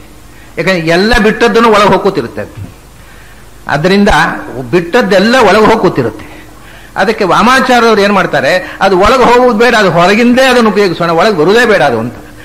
ಅದು ಒಳಗಿಂದ ಹೊರಗಿನಿಂದ ಉಪಯೋಗಿಸಿಕೊಳ್ಳೆ ಮತ್ತು ಬೇಕು ಅನ್ನತ್ತೆ, ಒಳಗೂ ಹೋಗಿ ಕೂತ್ಕೊಳ್ಳುತ್ತೆ. ಎರಡೂ ಕಷ್ಟವೇ, ಯಾವುದೂ ಸುಲಭದ ದಾರಿಯಲ್ಲ. ಆದ್ದರಿಂದ ಈ ವಿಷಯ ಗೊತ್ತಿಲ್ಲದೆ ಯಾವರನ್ನೂ ಟೀಕೆ ಮಾಡಬೇಡಿ. ಅದು ವಾಮಾಚಾರ ಏನಸಹ್ಯಪ್ಪ ಹೇಳಬೇಡಿ, ಅದು ಬಹಳ ಕಷ್ಟವಾದ ಒಂದು ಸಾಧನೆ. ಆದರೆ ವೇದಾಂತಿಗಳಿಗೆ ಅದರ ಅಗತ್ಯ ಇಲ್ಲ ಅನ್ನೋದು ನಿಜ. ಅದನ್ನು ಸಾಧನೆ ಮಾಡಿದವ್ರ ಹತ್ರ ಕೇಳಿದರೆ, ಅವರು ಪಟ್ಟ ಕಷ್ಟ, ಅವರು ಪಡೆದ ಸಿದ್ಧಿಯನ್ನು ನೋಡಿದರೆ ಅದು ಅಸಾಮಾನ್ಯವಾದ ಸಿದ್ಧಿಯೇ, ಸಾಧಾರಣವಾದ ಸಂಗತಿ ಅಲ್ಲ. ಆದರೆ ಏನಾಗುತ್ತೆ, ಬಹಳ ಬಾರಿ ಆ ರೀತಿ ಓವರ್ಕಮ್ ಮಾಡಿದ್ದರಿಂದ ಯಾಕೆ ಶಾಸ್ತ್ರದಲ್ಲಿ ನಿಷೇಧ ಮಾಡಿದರು ಅಂದರೆ ನಮಗೆ ಮುಖ್ಯವಾಗಿ ಓವರ್ಕಮ್ ಮಾಡೋದು ವಿಷಯ, ಅದರಿಂದ ಅತೀತರಾಗೋದು ನಿರ್ಲಿಪ್ತತೆ ಅನ್ನೋದು ಬೇಕಾದ್ದು. ಅದಾದರೆ ಏನೋ ಇದಾದರೆ ಏನೋ ಅಂತ ಕೇಳಬಹುದು ನೀವು. ಅದರಿಂದ ಓವರ್ಕಮ್ ಮಾಡಿದಾಗ ಮನಸ್ಸಿಗೆ ಪವರ್ ಬರುತ್ತದೆ, ಮನಸ್ಸು ಬಹಳ ಪವರ್ಫುಲ್ ಆಗುತ್ತೆ. ಸಾಮಾನ್ಯ ಜನರು ಊಹಿಸಲಾಗದಂಥ ಪವಾಡಗಳನ್ನು ಮಾಡಬಹುದು ಆ ವಾಮಾಚಾರದಿಂದ ಕೂಡ. ಯಾಕಂದ್ರೆ ಮನಸ್ಸು ಶಕ್ತಿಶಾಲಿ ಆಯಿತು ಅಂದರೆ mind can do and do things. ಆದರೆ ಮನಸ್ಸಿನ ಬೆಳವಣಿಗೆ ಆತ್ಮಸ್ವರೂಪದ ಬೆಳವಣಿಗೆ ಆಗುವುದು. ಯಾಕೆಂದ್ರೆ ಅದರಲ್ಲಿ ಭಗವಂತನ ಚಿಂತನೆ ಇಲ್ಲ, ಭಗವಂತನ ಉಪಾಸನೆ ಇಲ್ಲ. ಬರೇ ಇದನ್ನು ಗೆಲ್ಲುವ ಹಠ, ಅದನ್ನು ಹಠಯೋಗ ಅಂತ ಅನ್ನುವಂಥದ್ದು ಒಂದು ಮುಖ. ಅದು ಬರೇ ಇದನ್ನು ಗೆಲ್ಲುವ ಹಠ. ಅದರಿಂದ ಒಂದು ರೀತಿಯಿಂದ ಮನಸ್ಸಿನಲ್ಲಿ ಶಕ್ತಿ ಬೆಳೀತದೆ, ಆತ್ಮಶಕ್ತಿ ಬೆಳೆಯೋದಿಲ್ಲ. ಮತ್ತು ಮನಸ್ಸಿನ ಶಕ್ತಿ ಬೆಳೆದು ಆತ್ಮಶಕ್ತಿ ಬೆಳೆಯದೇ ಇದ್ದಾಗ ಅದನ್ನು ಜನಸಾಮಾನ್ಯರನ್ನು ಎಕ್ಸ್ಪ್ಲಾಯ್ಟ್ ಮಾಡುವುದಕ್ಕೋಸ್ಕರ ಬಳಸುವಂಥ ಬುದ್ಧಿ ಬರುತ್ತದೆ ಮತ್ತು ಈಗೋ ಬೆಳೀತದೆ. ಅಹಂಕಾರ ಇದರಲ್ಲೂ ಬೆಳೆಯುತ್ತೆ, ಅದರಲ್ಲೂ ಬೆಳೆಯುತ್ತೆ. ಆದರೆ ಇದರಲ್ಲಿ ಬೆಳೆಯುವ ಸಾಧ್ಯತೆಯನ್ನು ಕಳ್ಕೊಳ್ಳುವುದು. ಇದರಲ್ಲಿಯೂ ಏನೋ ಒಂದು 4 ಬಗೆಯ ಗ್ರಂಥಗಳನ್ನು ಓದಿಕೊಂಡು, ಯಾರೋ ಬೇರೆಯವರು ಓದದ ಒಂದೆರಡು ಗ್ರಂಥ ಓದಿದ ತಕ್ಷಣ, ಬೇರೆಯವರು ಅಲ್ಲಿ ಇಲ್ಲದ ಏನೋ ಒಂದು ಸ್ವಲ್ಪ ಆಚಾರವಂತಿಗೆ ಇದ್ದ ತಕ್ಷಣ ನಾನು ಎಲ್ಲರಿಗಿಂತ ಶ್ರೇಷ್ಠ ಅಂತ ಈಗೋ ಬರುತ್ತೆ. ಈಗೋ ಎಲ್ಲದಲ್ಲೂ ಬರುತ್ತೆ. ಪ್ರತಿಯೊಂದು ಸಾಧನೆಯಲ್ಲೂ ಈ ಅಪಾಯ ಇದೆ. ಆ ಯುಗೋವನ್ನು ಕಳ್ಕೊಳ್ಳದೆ ಇದ್ದವನು ಸಾಧನೆ ಮಾಡುವುದೇ ವ್ಯರ್ಥ. ಅದಕ್ಕೋಸ್ಕರ ಎಲ್ಲ ಬೇರೆ ಬೇರೆ ರೀತಿಯ ಸಾಧನೆಗಳನ್ನು ಪ್ರಾಚೀನರು ಹೇಳಿದ್ದಾರೆ. ಅದು ಮತ್ತೆ ಆಯಾ ಜೀವಕ್ಕೆ ಸಂಬಂಧಪಟ್ಟದ್ದು. ಕೆಲವರಿಗೆ ಕೆಲವು ಸಾಧನೆ ಮಾಡಿದವರು ಅವರು ಒಬ್ಬರೇ ಇರೋದು ಸತ್ಯಕಾಮರು. ಅದನ್ನು ಇನ್ನೊಬ್ಬರು ಮಾಡಬೇಕು ಅಂತ ಹೇಳಿದ್ದಲ್ಲ, ನಾನು ಅದು ಮಾಡಬೇಕಾದ ಸಾಧನೆ ಅಲ್ಲ, ಆದರೆ ಬಹಳ ಕಷ್ಟದ ಸಾಧನೆ ಅದನ್ನು ಮಾಡಿದವರು ಅವರೊಬ್ಬರು. ಹೀಗೆ ವಾಮ ಅಂದರೆ ವಾಮಾಚಾರ. ಆ ವಾಮಾಚಾರ ಮಾಡುವವರನ್ನು ಕೂಡ ನಯತಿ, ನಿಯಂತ್ರಿಸತಕ್ಕಂಥ ಶಕ್ತಿ. ಅವರು ಭಗವಂತನನ್ನು ಉಪಾಸನೆ ಮಾಡುವುದಿಲ್ಲ ವಾಮಾಚಾರಿಗಳು. ಅವರು ಉಪಾಸನೆ ಮಾಡುವುದೇ ಬೇರೆ, ಏನೋ ಒಂದನ್ನು ಉಪಾಸನೆ ಮಾಡ್ತಾರೆ.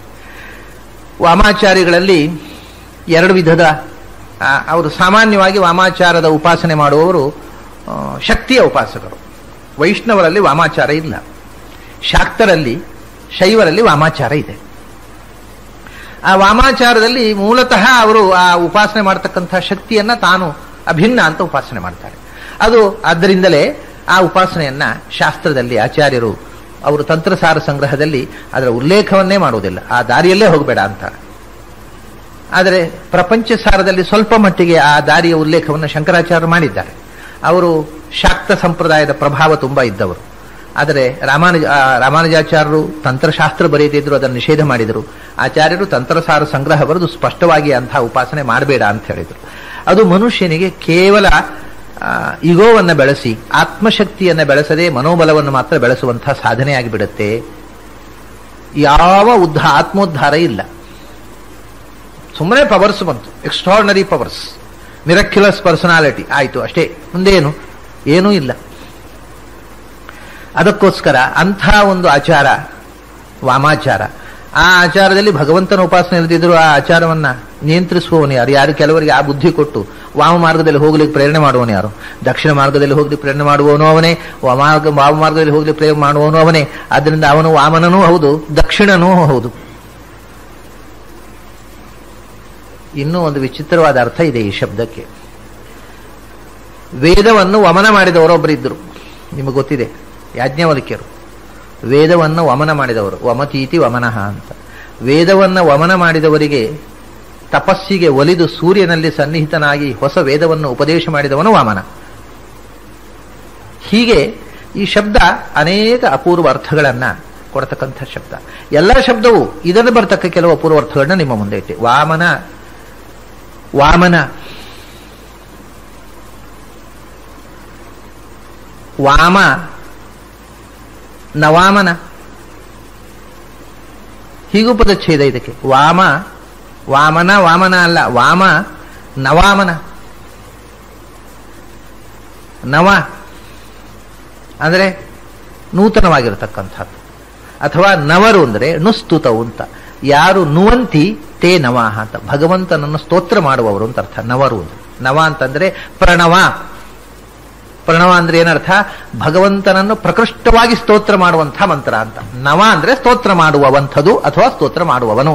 ನವಾಹ ಅಂದ್ರೆ ಭಗವಂತನನ್ನು ಸ್ತೋತ್ರ ಮಾಡ್ತಕ್ಕವರು, ಭಗವದ್ ಭಕ್ತರು. ಅವರ ಅಮ ಅಂದ್ರೆ ಅಜ್ಞಾನ, ಅದನ್ನು ನಯತಿ ನಾಶ ಮಾಡುವವನು. ಅದರಿಂದ ಅಥವಾ ಆಮ ಅಂದ್ರೆ ಪೂರ್ಣವಾದ ಜ್ಞಾನ, ಅದನ್ನು ನಯತಿ ತಂದುಕೊಡುವವನು. ಯಾರು ಭಗವಂತನ ಭಕ್ತರೋ ಅವರಿಗೆ ಪರಿಪೂರ್ಣವಾದ ಜ್ಞಾನವನ್ನು ಅನುಗ್ರಹಿಸುವವನು. ಆದ್ದರಿಂದ ಅವನು ವಾಮನನೂ ಹೌದು, ನವಾಮನನೂ ಹೌದು. ವಾಮ ಅಂದರೆ ಸುಂದರ, ಪರಮ ಸುಂದರನೇ, ನವಾಮನನೇ. ಭಾಮನ, ಭಾಮ ಅಂದರೆ ಸೌಂದರ್ಯ, ಅದನ್ನು ನಿಯಂತ್ರಿಸುವವ, ಪುರುಷರ ಕಣ್ಣಲ್ಲಿ ಇದ್ದು. ಒಮ್ಮೊಮ್ಮೆ ಪುರುಷ ಸೌಂದರ್ಯ ಮಾತ್ರ ಅಲ್ಲ, ಭಾಮ ಅನ್ನೋದು ಸೌಂದರ್ಯ ಸಾಮಾನ್ಯ ವಾಚಕವೂ ಹೌದು. ಸ್ತ್ರೀ ಸೌಂದರ್ಯವೂ ಭಾಮ ಹೌದು, ಪುರುಷ ಸೌಂದರ್ಯವೂ ಭಾಮ ಹೌದು. ಬರೇ ಪುರುಷ ಸೌಂದರ್ಯ ಮಾತ್ರ ಅಲ್ಲ. ಯಾಕೆಂದ್ರೆ ಭಾಮಿನಿ ಅಂತ ಹೇಳುವುದು ಹೆಂಗಸರಿಗೆ, ಗಂಡಸರನ್ನ ಭಾಮಿನಿ ಅಂತ ಕರೆಯೋದ್ರೆ ಹೆಂಗಸರನ್ನ ಭಾಮಿನಿ ಅಂತ ಕರೀತಾರೆ. ಭಾಮಿನಿ ಅಂದ್ರೆ ಭಾಮ ಉಳ್ಳವಳು ಅಂತ, ಭಾಮ ಉಳ್ಳವಳು ಅಂದ್ರೆ ಸುಂದರಿ ಅಂತ ಅರ್ಥ, ಭಾಮಿನಿ ಅಂತ ಅನ್ನುವಾಗ. ಆಮೇಲೆ ಭಗವಂತನ ಭೂರೂಪದಿಂದ ಭಗವಂತನ ಸೇವೆ ಮಾಡಿದ ಲಕ್ಷ್ಮಿಯೇ ಭೂಮಿಯಲ್ಲಿ ಆದದ್ದು ಸತ್ಯ ಭಾಮ, ಅಲ್ಲಿ ಅವಳು ಭಾಮ ಆದದ್ದು. ಭಾಮ ಅಂದ್ರೆ ಸೌಂದರ್ಯ. ಹಾಗಾದ್ರೆ ಅಮಿತವಾದಂತಹ ಸೌಂದರ್ಯಕ್ಕೂ ಭಾಮ ಅಂತ ಹೇಳ್ತಾರೆ. ಭಾ ಅಮ, ಅಮಿತವಾದ ಭಾ, ಭಾ ಅಂದ್ರೆ ಸೌಂದರ್ಯ, ಚೆಲುವು. ಭಸೌಂದರ್ಯೇ ಅಂತ ಧಾತು. ಭಾ ಅನ್ನುವ ಅಕ್ಷರಕ್ಕೆ 28 ಅರ್ಥವನ್ನು ಬರೆದಿದ್ದಾರೆ ಆಚಾರ್ಯ. ಆ 28 ಅರ್ಥದಲ್ಲಿ ಒಂದು ಅರ್ಥ ಭಸೌಂದರ್ಯೇ ಅಂತ, ಭಸುಂದರ ಭಾವೇ. ಅಮ ಭಾಮ ಅಂದ್ರೆ ಅಮಿತವಾದ ಸೌಂದರ್ಯ. ಭಾ ಅಂದ್ರೆ ಬೆಳಕು ಅನ್ನೋದು ಪ್ರಸಿದ್ಧ. ಚೆಲುವು ಅನ್ನೋದು ಒಂದು ಬೆಳಕು, ಅದು ಕಣ್ಣು ಕುಕ್ಕುತ್ತೆ, ಅದು ಕಣ್ಣನ್ನು ಎಳೆಯುತ್ತೆ, ಸೆಳೆಯುತ್ತೆ. ಅದರಿಂದ ಅಮಿತವಾದ ಭಾ ಅಂದ್ರೆ ಅಪಾರವಾದ ಸೌಂದರ್ಯ. ಆ ಅಪಾರವಾದ ಸೌಂದರ್ಯವನ್ನ ಕೊಡತಕ್ಕವ, ಅದನ್ನ ನಯತಿ, ಅವನು ಭಾಮನ. ಅಂಥ ವಾಮನ ಭಾಮನ ಒಂದೇ. ಸಾಮನ, ಸಾಮವೇದವನ್ನು ನಿಯಂತ್ರಿಸುವ, ಸಾಮವೇದದ ನಿಯಾಮಕ. ಸಾಮವೇದದಲ್ಲಿ ಪ್ರತಿಪಾದ್ಯನಾಗಿದ್ದು ಸಾಮವೇದವನ್ನ ನಮಗೆ ಕೊಟ್ಟವನು. ಅದೇನು ಸಾಮವೇದ ಮಾತ್ರ ಕೊಟ್ಟದ್ದೇನವನು? ಋಗ್ವೇದ ಕೊಟ್ಟಿಲ್ಲೇನು, ಯಜುರ್ವೇದ ಕೊಟ್ಟಿಲ್ಲೇನು? ಅಥವಾ ಋಗ್ವೇದದಲ್ಲಿ ಮತ್ತು ಯಜುರ್ವೇದದಲ್ಲಿ ಅವನು ನಿಯಾಮಕನಾಗಿ ಇಲ್ವೇನು? ಸಾಮನ ಅಂತ ಯಾಕೆ ಹೇಳಿದ್ರೆ ಆಚಾರ ಅಂದ್ರೆ, ಭಗವದ್ಗೀತೆಯಲ್ಲಿ ಕೃಷ್ಣ ಯಾಕೆ ಹೇಳಿದ? ವೇದಾನಾಂ ಸಾಮವೇದೋಸ್ಮಿ, ನಾನು ವೇದಗಳಲ್ಲಿ ಸಾಮವೇದ ಅಂತ ಯಾಕೆ ಹೇಳಿದ? ಏನು ಬೇರೆ ವೇದ ಅವನಿಗೆ ಸಂಬಂಧಪಟ್ಟದ್ದಲ್ಲೇನು? ಅದಕ್ಕೆ ಕಾರಣ ಏನು ಅಂದ್ರೆ, ಒಂದೊಂದು ಸಂದರ್ಭದಲ್ಲಿ ಒಂದೊಂದು ತರ ಹೇಳ್ತಾರೆ. ವೇದಗಳಲ್ಲಿ ಋಗ್ವೇದ ಶ್ರೇಷ್ಠ ಅಂತ ಕೆಲವು ಕಡೆ ಹೇಳ್ತಾರೆ, ವೇದಗಳಲ್ಲಿ ಯಜುರ್ವೇದ ಶ್ರೇಷ್ಠ ಅಂತ ಕೆಲವು ಕಡೆ ಹೇಳ್ತಾರೆ, ವೇದದಲ್ಲಿ ಸಾಮವೇದ ಶ್ರೇಷ್ಠ ಅಂತ ಕೆಲವು ಕಡೆ ಹೇಳ್ತಾರೆ. ಕೃಷ್ಣ ಇಲ್ಲಿ ವೇದಾನಾಂ ಸಾಮವೇದೋಸ್ಮಿನ್, ವೇದಗಳಲ್ಲೆಲ್ಲ ನಾನು ಸಾಮವೇದ ಅಂತ. ಯಾಕೆ ಸಾಮವೇದ ಶ್ರೇಷ್ಠ ಅಂದ್ರೆ ಅದಕ್ಕೆ ಅನೇಕ ಕಾರಣಗಳುಂಟು. ಅಭಿಮಾನಿ ವಿವಕ್ಷೆಯ ಒಮ್ಮೊಮ್ಮೆ ಹೇಳ್ತಾರೆ, ಒಮ್ಮೊಮ್ಮೆ ಇನ್ಯಾವುದೋ ಆಸ್ಪೆಕ್ಟ್ನಿಂದ. ಸಾಮವೇದದಲ್ಲಿ ಇರತಕ್ಕ ವಿಶೇಷ ಏನು ಗೊತ್ತುಂಟ? ಋಗ್ವೇದದ ಶಬ್ದ ಭಗವಂತನನ್ನು ಹೇಳುತ್ತೆ, ಯಜುರ್ವೇದದ ಶಬ್ದ ಭಗವಂತನನ್ನು ಹೇಳುತ್ತೆ, ಸಾಮವೇದದ ಶಬ್ದವು ಭಗವಂತನನ್ನು ಹೇಳುತ್ತೆ. ಸಾಮವೇದ ಅಂತ ಒಂದು ಬೇರೆ ವೇದ ಇಲ್ಲವಲ್ಲ. ಋಗ್ವೇದದ ಮಂತ್ರಗಳನ್ನೇ ಗಾನ ಹಾಕಿದ್ರೆ ಸಾಮವೇದ ಆಯ್ತಷ್ಟೇ. ಸಾಮವೇದ ಅಂತ ಬೇರೆ ಮಂತ್ರಗಳಿಲ್ಲ. ಋಗ್ವೇದದ ಮಂತ್ರಗಳನ್ನೇ ಸಂಗ್ರಹ ಮಾಡಿ ಸಾಮವೇದ ಅಂತ ಮಾಡಿದ್ರು. ಆದರೆ ಮಂತ್ರ ಟೆಕ್ಸ್ಟ್ ಉಂಟಲ್ವಾ, ಋಗ್ವೇದದ್ದೇ, ಬೇರೆ ಟೆಕ್ಸ್ಟ್ ಇಲ್ಲ ಸಾಮವೇದಕ್ಕೆ. ಸಾಮವೇದದ ಟೆಕ್ಸ್ಟ್ ಅಂತ ಇವತ್ತೇನಿದೆ ಅವೆಲ್ಲ ಋಗ್ವೇದ ಮಂತ್ರಗಳೇ. ಹಾಗಾದ್ರೆ ಸಾಮವೇದ ಅಂದ್ರೆ ಏನು? ಅದಕ್ಕೆ ಗಾನ ಸಾಮದಷ್ಟೇ. ಸಾಮ ಅಂದ್ರೆ ಸಂಗೀತ, ಸಂಗೀತ ಮಾತ್ರ. ಆ ಗಾನವೂ ಭಗವದ್ವಾಚಕ ಅಲ್ವಾ? ಹಾಗಾದ್ರೆ ಬೇರೆ ವೇದಗಳಲ್ಲಿ ಶಬ್ದ ಮಾತ್ರ ಭಗವದ್ವಾಚಕ ಆದರೆ ಇಲ್ಲಿ ನಾದವೂ ಭಗವದ್ವಾಚಕ ಆಯಿತು. ಅದು ವಿಶೇಷ. ಶಬ್ದ ಋಗ್ವೇದದಲ್ಲಿದ್ದದ್ದೇ ಸಾಮವೇದದಲ್ಲಿರೋದು, ಅದರ ಜೊತೆಗೆ ಗಾನವು ಭಗವಂತನ ಗಾನ ಬಂತಲ್ಲ, ಆ ವಿಶೇಷಕ್ಕೋಸ್ಕರ ಹೇಳ್ತಾನೆ ಅವನು ಸಾಮವೇದ ಪ್ರಿಯ. ಯಾಕೆಂದ್ರೆ ಅವನು ಗಾನಲೋಲ, ಸ್ವತಃ ವೇಣುನಾದ ವಿಶಾರದ. ಆದ್ದರಿಂದ ಆ ಸಂಗೀತವೂ ಭಗವಂತನನ್ನು ಹೇಳುತ್ತೆ ಅನ್ನುವಂಥದ್ದು ನಮಗೆ ಗೊತ್ತಾಗುವುದು ಋಗ್ವೇದದಿಂದಲ್ಲ, ಯಜುರ್ವೇದದಿಂದಲ್ಲ. ಎಲ್ಲ ಶಬ್ದ ಭಗವಂತ ವಾಚಕ ಅಂತ ಅನ್ನೋದು ಋಗ್ವೇದ ಯಜುರ್ವೇದದಿಂದ ಗೊತ್ತಾಯಿತು. ಸಾಮವೇದ ನೋಡಿದರೆ ಎಲ್ಲ ಗಾನವೂ ಭಗವಂತನ ವಾಚಕ, ಎಲ್ಲ ನಾದ, ಪ್ರತಿಯೊಂದು ಸ್ವರಗಳು, ಆ ನಾದಗಳು, ಪ್ರತಿಯೊಂದು ರಾಗ ಅದು ಭಗವಂತನ ವಾಚಕ ಅನ್ನೋದು ನಮಗೆ ಗೊತ್ತಾದದ್ದು. ಸಪ್ತ ಸ್ವರಗಳಿಗೂ ಸಪ್ತ ಛಂದಸ್ಸುಗಳಿಗೂ ಸಂಬಂಧ ಇದೆ. ಛಂದಸ್ಸುಗಳು ಎಷ್ಟು? ವೇದದಲ್ಲಿ ಪ್ರಸಿದ್ಧವಾದ ಛಂದಸ್ಸುಗಳು ಯಾರು? ಗಾಯತ್ರಿ, ಉಷ್ಣಿಕ್, ಅನುಷ್ಟುಪು, ಬೃಹತಿ, ಪಂಕ್ತಿ, ತ್ರಿಷ್ಟುಪು, ಜಗತಿ ಅಂತ. ಈ 7 ಛಂದಸ್ಸುಗಳಿಗೂ ಸರಿಗಮ ಪಧನಿ ಸಪ್ತ ಸ್ವರಗಳಿಗೂ ಸಂಬಂಧ ಇದೆ. ಅದರಿಂದ ಸ್ವರಗಳು, ಗಾನದಿಂದಲೂ ಭಗವಂತ ವೇದ್ಯ ಅನ್ನತಕ್ಕಂಥ ಮಾತು ವಿಶೇಷವಾಗಿ ನಮಗೆ ತಿಳಿಯೋದು ಸಾಮವೇದದಿಂದ.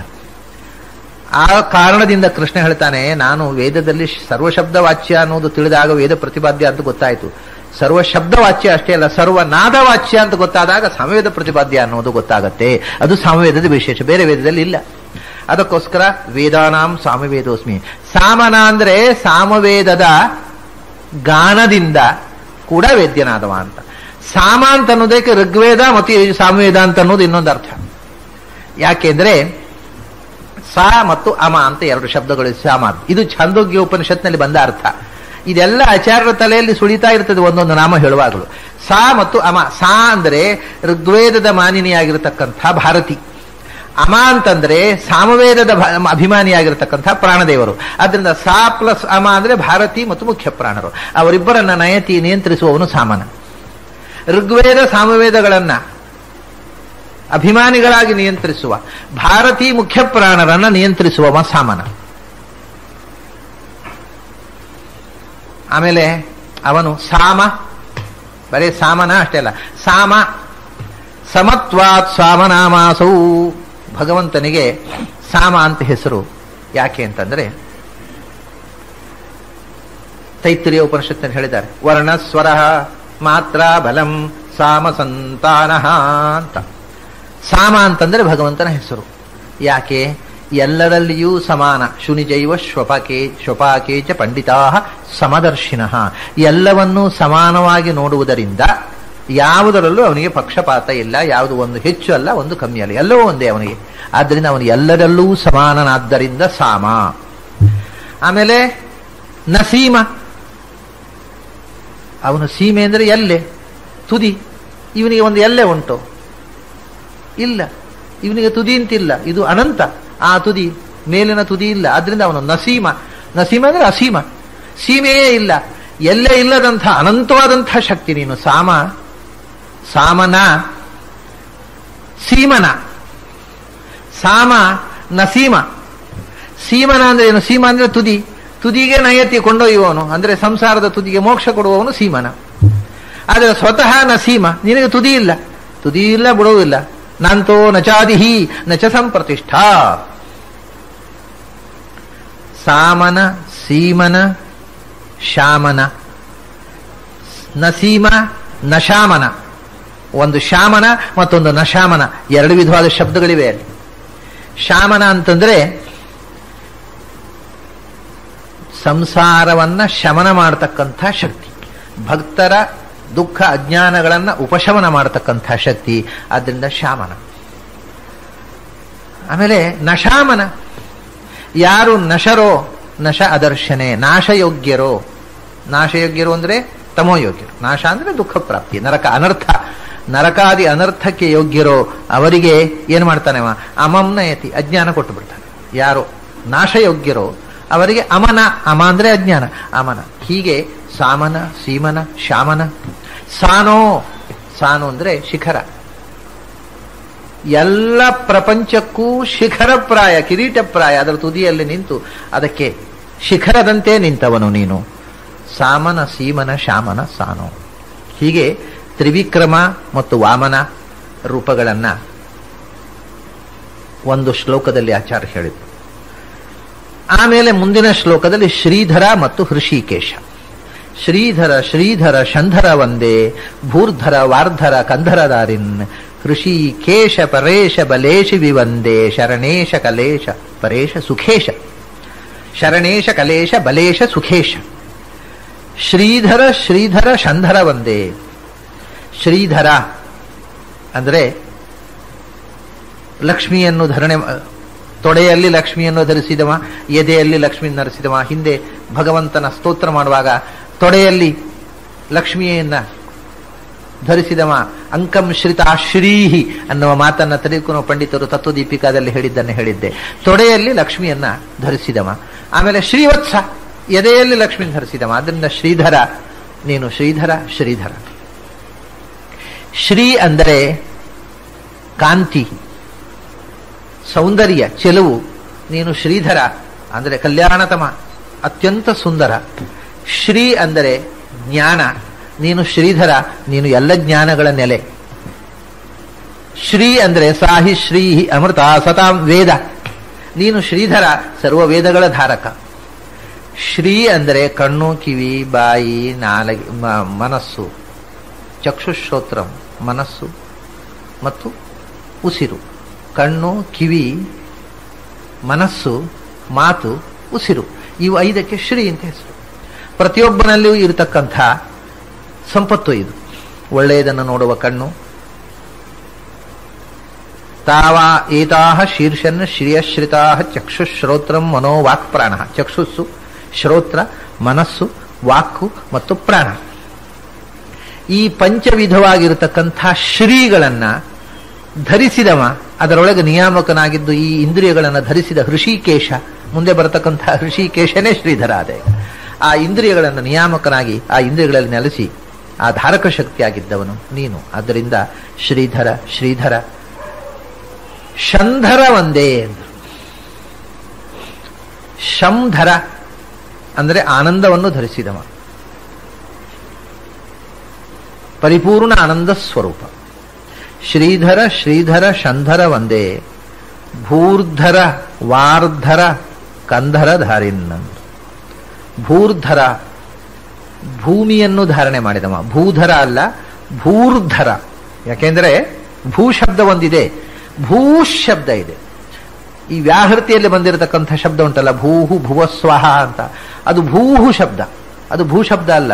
ಅದನ್ನ ಭೂಧರ ಅಂತ ಹೇಳುವ. ಭೂರ್ಧರ ಇದು ಸರಿಯಾದ ಶಬ್ದ. ಭೂಹು ಭುವಃ ಸುವಹ, ಅಲ್ಲಿ ಸುವಹ ಅನ್ನುವುದನ್ನು ಸುವರ್ಧರ ಅಂತ ಹೇಳಬೇಕು. ಭುವಃ ಅನ್ನೋದು ಭುವೋ ಭುವಸ್, ಅದು ಭುವರ್ ಅಲ್ಲ. ಭೂರ್ ಸುವರ್ ಅದು ರೇಫ ಅಂತ. ಭುವಃ ಅನ್ನೋದು ಸಕಾರ ಅಂತ, ಭುವಸ್. ಅದರಿಂದ ಭುವೋಧರ ಆಗತ್ತೆ, ಭುವರ್ಧರ ಆಗುವುದಿಲ್ಲ. ಆಚಾರ ಅದನ್ನು ಹೇಳಿದ್ದಿಲ್ಲ. ಭೂರ್ಧರ ಅಂದ್ರೆ ಭೂಮಿಯನ್ನು ಧಾರಣೆ ಮಾಡಿದವ.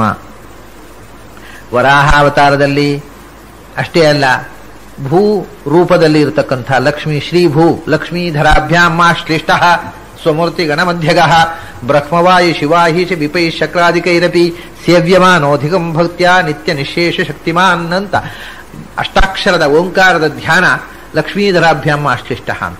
ಆಚೆಯಿಂದ ಈಚೆಯಿಂದ ಲಕ್ಷ್ಮಿ ಮತ್ತು ಧರ ಭೂ, ಭೂ ನಿಯಾಮಕಳಾಗಿರತಕ್ಕಂಥ ಭೂಹು ಅನ್ನುವ ಶಬ್ದದಿಂದ ವಾಚ್ಯರಾದ ಭೂದೇವಿ, ರಜೋಗುಣದ ಮಾನಿನಿಯಾಗಿರತಕ್ಕಂಥ ಧರಾದೇವಿಯಿಂದ ಆಶ್ಲಿಷ್ಟನಾದವ ಭೂರ್ಧರ. ಮತ್ತು ಭೂಮಿಯನ್ನು ಧರಿಸಿದವ. ವಾರ್ಧರ ನೀರನ್ನು ಧರಿಸಿದವ. ಭೂಮಿ ಮತ್ತು ನೀರು ಪಂಚಭೂತಗಳಲ್ಲಿ ಪ್ರಧಾನವಾದ ಎರಡಾಯ್ತೀಗ, ಮಣ್ಣು ಮತ್ತು ನೀರು. ಪೃಥ್ವಿ ಅಪ್ಪು, ಪೃಥ್ವಿಯ ಧಾರಕನೂ ನೀನು. ವಾರ್ಧರ, ವಾರ್ ಅಂದ್ರೆ ವಾರಿ, ನೀರು, ನೀರನ್ನು ಧರಿಸಿದವನು ನೀನು. ಭೂಮಿಯನ್ನು ಧರಿಸಿದವ ನೀನು, ನೀರನ್ನು ಧರಿಸಿದವ ನೀನು. ಭೂಮಿ ನೀರು ಮಾತ್ರ ಅಲ್ಲ, ಈ ಪ್ರಪಂಚ ಆಗಬೇಕಾದ್ರೆ ತ್ರಿವೃತ್ಕರಣ ಅಂತ 3 ಬೇಕು. ಭೂಮಿ, ನೀರು ಮತ್ತೊಂದು ಬೆಂಕಿ, 3 ಬೇಕು. 3 ಇಲ್ಲದೆ ಬರೇ ಮಣ್ಣು ನೀರಿನಿಂದ ಏನೂ ಆಗೋದಿಲ್ಲ. ಮತ್ತೆ ಬೆಂಕಿ ಬೇಕು, ಶಾಖ. ಇವಾಗ ಮಣ್ಣಿನಲ್ಲಿ ಒಂದು ಬೀಜ ಹಾಕಿದರೆ ಅದಕ್ಕೆ ನೀರು ಹಾಕಿದರೆ ಸಾಲದು, ಬಿಸಿಲು ಬೀಳಬೇಕು. ಕೆಳಗಿನಿಂದ ನೀರು ಬೀಳಬೇಕು, ಮೇಲಿನಿಂದ ಬಿಸಿಲು ಬೀಳಬೇಕು. ಸೂರ್ಯಪ್ರಕಾಶ ಬೀಳದೇ ಇದ್ರೆ ಬರೇ ನೀರಿನಿಂದ ಗಿಡಗಳು ಬೆಳೆಯೋದಿಲ್ಲ. ಅದನ್ನು ನೀವು ಗಿಡಗಳನ್ನು ಮನೆಯ ಒಳಗೆ ನೆಟ್ಟರೆ ಕೆಲವು ಬೆಳೀತಾವೆ, ಸ್ವಲ್ಪ ಸೂರ್ಯನ ಬೆಳಕು ಇಲ್ಲದೆ ಸಾಮಾನ್ಯವಾಗಿ ಒಳಗೆ ನೆಟ್ಟರೆ ಗಿಡಗಳು ಬೆಳೆಯೋದಿಲ್ಲ. ಮನೆಯೊಳಗೆ ಅದು ಹೊರಗೆ ಬಿಸಿಲಲ್ಲಿ ಇಡಬೇಕು. ಅದರಲ್ಲಿಯೂ ಕೂಡ ಕೆಲವು ಬಣ್ಣದ ಗಿಡಗಳಿದ್ದಾವಲ್ಲ, ಕ್ರೋಟನ್ ಗಾರ್ಡನ್ನಲ್ಲಿ ನಡ್ತಾರೆ. ನೀವು ಆ ಬಣ್ಣದ ಗಿಡಗಳನ್ನು ಮನೆಯೊಳಗೆ ಇಟ್ಟು ನೋಡಿ, ಎಲ್ಲ ಪೂರ್ತಿ ಹಸಿರಾಗಿ ಬಿಡುತ್ತೆ. ಅದನ್ನೇ ಬಿಸಿಲಿಗಿಡಿ, ಆ ಸೂರ್ಯನ ಕಿರಣಗಳಲ್ಲಿ 7 ಕಲರ್ಸ್ ಇದ್ದಾವಲ್ಲ, ಅದೆಲ್ಲ ಎಲೆಗಳಲ್ಲಿ ಬರುತ್ತೆ. ಅದನ್ನೇ ನೀವು ಒಳಗಿಟ್ರೆ ಒಂದೇ ಬಣ್ಣ, ಯಾವ ಕಲರ್ಸು ಇಲ್ಲ, ಕ್ರೋಟನ್ನು. ಅದನ್ನು ಬಿಸಿಲಿಗೆ ತಂದಿಟ್ರೆ ವಿದಿನ್ 2 ಡೇಸ್ ಬಣ್ಣ ಚೇಂಜ್ ಆಗ್ತಾ ಇರ್ತದೆ. ಹಾಗೆ ಆ ಬಿಸಿಲು ಇಲ್ಲದೆ ಬೆಳವಣಿಗೆ ಅಂದ್ರೆ ಬೆಂಕಿ, ಮಣ್ಣು, ನೀರು, ಬೆಂಕಿ 3 ಒಟ್ಟಾಗಬೇಕು. ಇದು 3 ಒಟ್ಟಾಗದೆ ಯಾವ ಕ್ರಿಯೆಯೂ ಆಗುವುದಿಲ್ಲ. ಆಗ ಗಿಡ ಬೆಳಿಬೇಕಾಗಿದ್ರು ಮಣ್ಣಿನಲ್ಲಿ ಬೀಜ ಬಿತ್ತಬೇಕು, ನೀರು ಹಾಕಬೇಕು, ಮೇಲಿಂದ ಬೆಂಕಿ, ಬಿಸಿಲು, ಶಾಖ ಬೀಳಬೇಕು. ಅಡಿಗೆ ಆಗಬೇಕಾದ್ರೂ ಹಾಗೆ ಅಕ್ಕಿ ಇಡಬೇಕು, ಅದಕ್ಕೆ ನೀರು ಹಾಕಬೇಕು, ಗಿಡದಿಂದ ಒಲೆಯಲ್ಲಿ ಬೆಂಕಿ ಹಾಕಬೇಕು. ಬೆಂಕಿ ಹಾಕದೇ ಇದ್ರೆ ಅಡಿಗೆ ಆಗುವುದಿಲ್ಲ. 3 ಒಟ್ಟಾಗಬೇಕಪ್ಪ, ಒಟ್ಟು ಮಣ್ಣು, ನೀರು, ಬೆಂಕಿ. ಇಡೀ ಪ್ರಪಂಚ ತ್ರಿವೃತ್ಕರಣದಿಂದ ಆಗಿದೆ. ಅದನ್ನ ಪ್ರಾಚೀನರು ಯೋಚನೆ ಮಾಡಿ ಅವರಿಗೆ, ನೀವು ಗುಲಾಬ್ ಜಾಮೂನು ಕೂಡ ಮಣ್ಣು, ನೀರು, ಬೆಂಕಿಯಿಂದ ಆದದ್ದು. ಸೆಗಣಿ ಕೂಡ ಮಣ್ಣು, ನೀರು, ಬೆಂಕಿಯಿಂದಲೇ ಆದದ್ದು. ಮನುಷ್ಯ ತಿಂದು ಆಹಾರ, ರುಚಿಕಟ್ಟಾದ ಆಹಾರವನ್ನು ತಿಂದು ವಿಸರ್ಜನೆ ಮಾಡಿದ ಮಲ ಕೂಡ ಮಣ್ಣು, ನೀರು, ಬೆಂಕಿಯಿಂದಲೇ ಆದ್ದು. ವಾಸ್ತವಿಕ ಮೂಲತಃ ಏನೂ ಡಿಫರೆನ್ಸ್ ಇಲ್ಲ. ಎಲ್ಲದರಲ್ಲೂ ಇರತಕ್ಕ ಕಂಟೆಂಟ್ 3. ತಿನ್ನುವ ಆಹಾರದಲ್ಲಿಯೂ ಮುರೆ ಇರುವುದು, ವಿಸರ್ಜನೆ ಮಾಡಿದ ಮಲದಲ್ಲೂ ಮುರೆ ಇರುವುದು. ಈಗ ತಿಂದದ್ದೇ ಹೋಗುತ್ತೆ. ಅದರಲ್ಲಿ ಇರತಕ್ಕ ಮೂರರದ್ದು ಪ್ರಮಾಣ ಬೇರೆ, ಇದರ ಮೂರರ ಪ್ರಮಾಣ ಬೇರೆ ಅಷ್ಟೇ. ಗೊಬ್ಬರದಲ್ಲೂ ಇರೋದದೇ, ಗುಲಾಬಿಯಲ್ಲೂ ಇರೋದದೇ. ಅದರ ಗೊಬ್ಬರ ವಾಸನೆ ಇತ್ತು, ಗುಲಾಬಿ ಪರಿಮಳವಾಯಿತು. ವಸ್ತು ಒಂದೇ, ಮಣ್ಣು ನೀರು ಬೆಂಕಿ. ಹೀಗೆ ಮೂರು ಬೇಕು. ಎರಡನ್ನು ಹೇಳಿದ್ರಲ್ಲಿ ಭೂರ್ಧರ ವಾರ್ಧರ ಅಂತ. ಮೂರನೇದು ಕಂಧರ ಅಂದರು. ಕಂಧರಧಾರಿನ್, ವಿಚಿತ್ರವಾದ ಶಬ್ದ ಇದು. ಕಂಧರ ಅಂತಂದ್ರೆ ಸಂಸಲ ಈಗ ಇರುವ ಅರ್ಥ. ಕಂಧರ ಅಂದ್ರೆ ಕುತ್ತಿಗೆ ಅಂತ. ಕಮ್ಮಂದ್ರೆ ಶಿರಸ್ಸು, ತಲೆಯನ್ನು ಧರಿಸಿದ್ದು ಕುತ್ತಿಗೆ. ಕಂಧರ ಅಂದ್ರೆ ಕುತ್ತಿಗೆ ಅಂತ. ಇದು ಕಂಧರಧಾರಿ ಅಂತ, ಕುತ್ತಿಗೆಯನ್ನು ಧರಿಸಿದವ ಅಂತ. ಈ ಒಂದು ವರ್ಣನೆ ಉಂಟು ಎಲ್ಲಿಯಾದ್ರೂ. ಕುತ್ತಿಗೆಯನ್ನು ಧರಿಸಿದವನೇ ಅಂತ ದೇವರನ್ನು ಸ್ತೋತ್ರ ಮಾಡೋದ? ಮತ್ತೆ ಯಾವ ಧರಿಸಲಿಲ್ಲ ಅವರು. ಅದಲ್ಲ. ಕಂಧರ ಅಂದರೆ ಕಮ್ಮಂದ್ರೆ ಜಲ, ನೀರು. ಹಿಂದೆ ನೀರು ಬಂತಲ್ಲ, ಭೂಮಿಯನ್ನು ಧರಿಸಿದ, ಅಪ್ಪು ನೀರನ್ನು ಧರಿಸಿದ. ನೀರನ್ನು ಧರಿಸಿದ್ದು ಒಂದಿದೆ, ನೀರಿಗೆ ಕಾರಣವಾದ್ದು. ನೀರು ಒಳಗಿಂದ ಯಾವುದರ ಒಳಗೆ ನೀರು ಸೇರಿಕೊಂಡಿದೆಯೋ ಅಂದ್ರೆ ನೀರಿಗೆ ಕಾರಣವಾದದ್ದು ಯಾವುದದು? ಅಗ್ನೇರಾಪಹ, ಅಗ್ನಿ, ಅದು ಕಂಧರ. ಅಗ್ನಿಯಿಂದ ನೀರು, ನೀರಿನಿಂದ ಭೂಮಿ. ಅದರಿಂದ ನೀರನ್ನು ತನ್ನ ಒಳಗೆ ಗರ್ಭೀಕರಿಸಿಕೊಂಡಿರತಕ್ಕ, ನೀರಿಗೂ ಕಾರಣವಾಗಿರತಕ್ಕಂಥ ವಸ್ತು ಉಂಟಲ್ಲ, ಅದು ಅಗ್ನಿ ತತ್ವ, ಅದು ಕಂಧರ. ಅದನ್ನೂ ಧಾರಣೆ ಮಾಡಿದವ. ಹಾಗಾದ್ರೆ ಜಗತ್ತು ಮೂರರಿಂದ ಆಗಿದೆ, ಮಣ್ಣು ನೀರು ಬೆಂಕಿ. ಈ ಮೂರನ್ನು ಧಾರಣೆ ಮಾಡಿದವ ನೀನು. ಮತ್ತೆ ಜಗತ್ತು ನಿನ್ನಿಂದ ಅಲ್ಲದೆ ಇನ್ಯಾರಿಂದ ಆಗಬೇಕು? ಭೂರ್ಧರ ವಾರ್ಧರ ಕಂಧರಧಾರಿ. ಇನ್ನೊಂದು ವಿಶೇಷ, ಕಮ್ ಅಂದ್ರೆ ಸುಖ. ಕಮ್ ಅಂದ್ರೆ ತಲೆ, ಕಮ್ ಅಂದ್ರೆ ಸುಖ, ಕಮ್ ಅಂದ್ರೆ ನೀರು, ಎಲ್ಲ ಅರ್ಥಗಳು ಇದೆ. ಕಂಧರ ಅಂದ್ರೆ, ಕಮ್ ಅಂದ್ರೆ ಆನಂದ. ಕಂಧರರು ಅಂದ್ರೆ ಆನಂದವನ್ನು ಧರಿಸುವವರು ಅಂದ್ರೆ ಮುಕ್ತರು. ಅವರಿಗೂ ಧಾರಕ ನೀನು, ಕಂಧರಧಾರಿ. ಆಮೇಲೆ ಕಂಧರ ಅಂದ್ರೆ, ಕಮ್ ಅಂದ್ರೆ, ಕಾ ಅಂದ್ರೆ ಬ್ರಹ್ಮವಾಯುಗಳು, ಅವರನ್ನು ಧರಿಸಿದಂತಹ ಶಕ್ತಿ ನೀನು ಕಂಧರ. ಅಷ್ಟೇ ಅಲ್ಲ, ಧಾರಿನ ಅಂದ್ರು ಬರೇ ಬ್ರಹ್ಮವಾಯುಗಳಲ್ಲ, ಇಡೀ ಜಗತ್ತಿನ ಸರ್ವಧಾರಕ ನೀನು. ಹೀಗೆ ಈ ಶಬ್ದಗಳು ಹೇಗೆ ತುಂಡು ಮಾಡಿದರೆ ಹಾಗೆ ಹೊಸ ಹೊಸ ಹೊಸ ರೀತಿಯಿಂದ ಭಗವಂತನ ಅಪೂರ್ವ ಗುಣಗಳನ್ನು ಹೇಳ್ತಾವೆ. ಭೂರ್ಧರ ವಾರ್ಧರ ಕಂಧರಧಾರಿನ್. ಹೀಗೆ ಶ್ರೀಧರನನ್ನ ಸ್ತೋತ್ರ ಮಾಡಿದರು. ಹೃಷಿಕೇಶ ಸುಕೇಶ ಪರೇಶ ವಿವಂದೇ ಶರಣೇಶ ಬಲೇಶ ಕಲೇಶ ಬಲೇಶ ಸುಖೇಶ. ಹೃಷಿಕೇಶ, ಹೃಷಿಕೇಶ ಅಂತಂದ್ರೆ ಪ್ರಸಿದ್ಧವಾದ ಅರ್ಥ ಹೃಷಿಕಗಳಿಗೆ ಈಶ. ಹೃಷಿಕಗಳು ಅಂದ್ರೆ ಇಂದ್ರಿಯಗಳು, ಅವುಗಳಿಗೆ ಈಶ. ಆಮೇಲೆ ಹೃಷಿ ಆನಂದ ರೂಪ, ಮತ್ತು ಕೇಶ ಅಂದ್ರೆ ಆನಂದಕ್ಕೆ ಈಶ. ತಾನು ಆನಂದ ರೂಪ, ನಮ್ಮ ಎಲ್ಲರ ಕ ಅಂದ್ರೆ ಆನಂದಕ್ಕೆ ಈಶ. ನಮ್ಮ ಆನಂದಗಳಿಗೆ ಸ್ವಾಮಿ, ಅವನು ಸ್ವಯಂ ಆನಂದ ರೂಪ. ಕೇಶದಲ್ಲಿ ಇದ್ದು, ಸೂರ್ಯಚಂದ್ರರ ಕಿರಣಗಳಲ್ಲಿದ್ದು ಜಗತ್ತಿಗೆ ಹರ್ಷವನ್ನು ಕೊಡುವವನು ಹೃಷಿ ಕೇಶ. ಮತ್ತೆ ಕೃಷ್ಣ ಕೇಶದಿಂದ ಭೂಮಿಗೆ ಅವತರಿಸಿ ಬಂದ ಆನಂದಮಯ ಹೃಷಿಕೇಶ. ಈ ರೀತಿಯಾಗಿ ಭಗವಂತನನ್ನು ಹೇಳತಕ್ಕಂಥ ಶಬ್ದ ಹೃಷಿಕೇಶ. ಅದಕ್ಕೆ ಹೃಷಿಕೇಶ ಆನಂದಮಯವಾದ ಕೇಶವುಳ್ಳವ. ಆಕೇಶಾತ್ ಆನಖಾತ್ ಸರ್ವ ಏವ ಸುವರ್ಣ ಅಂತ ವೇದ ಹೇಳ್ತಾರೆ. ಭಗವಂತನ ಕೇಶವೂ ಆನಂದಮಯ, ಭಗವಂತನ ಉಗುರು ಆನಂದಮಯ, ಸರ್ವವೂ ಆನಂದಮಯ ಅಂತ.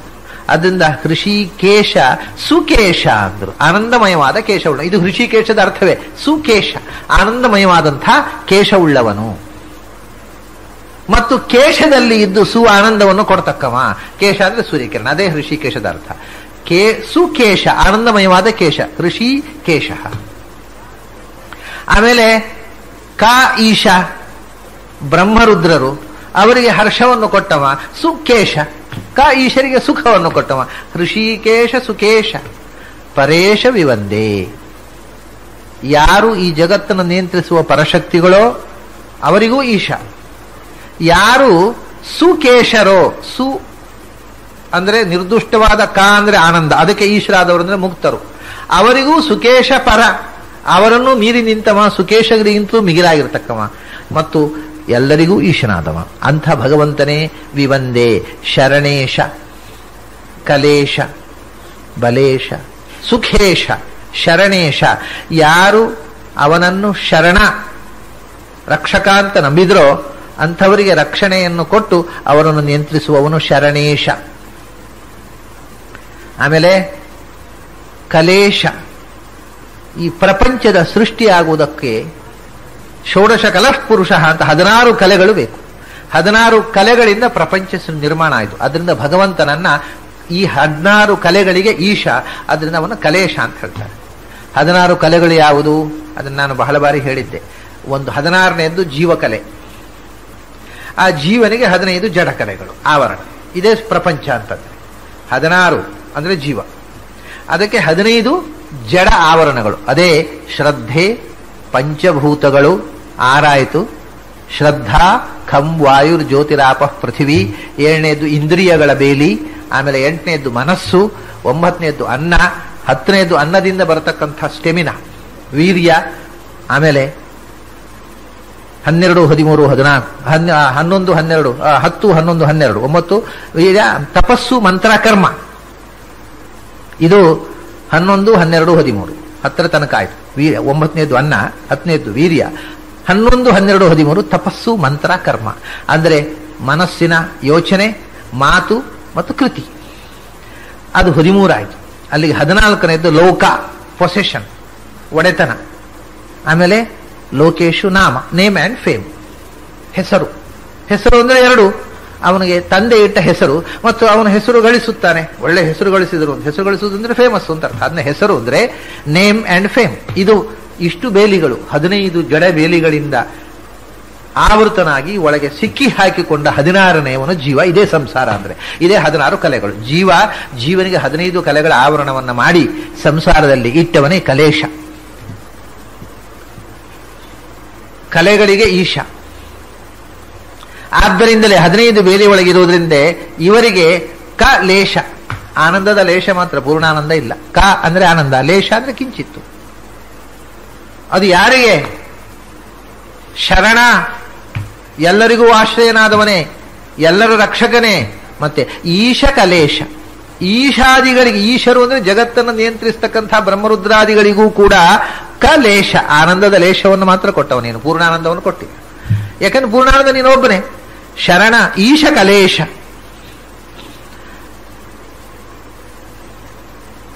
ಆಮೇಲೆ ಬಲೇಶ, ಎಲ್ಲ ಬಲಗಳಿಗೆ ಒಡೆಯನಾಗಿರತಕ್ಕಂಥವ, ಬಲಿಷ್ಠರಿಗೂ ಒಡೆಯನಾದವ.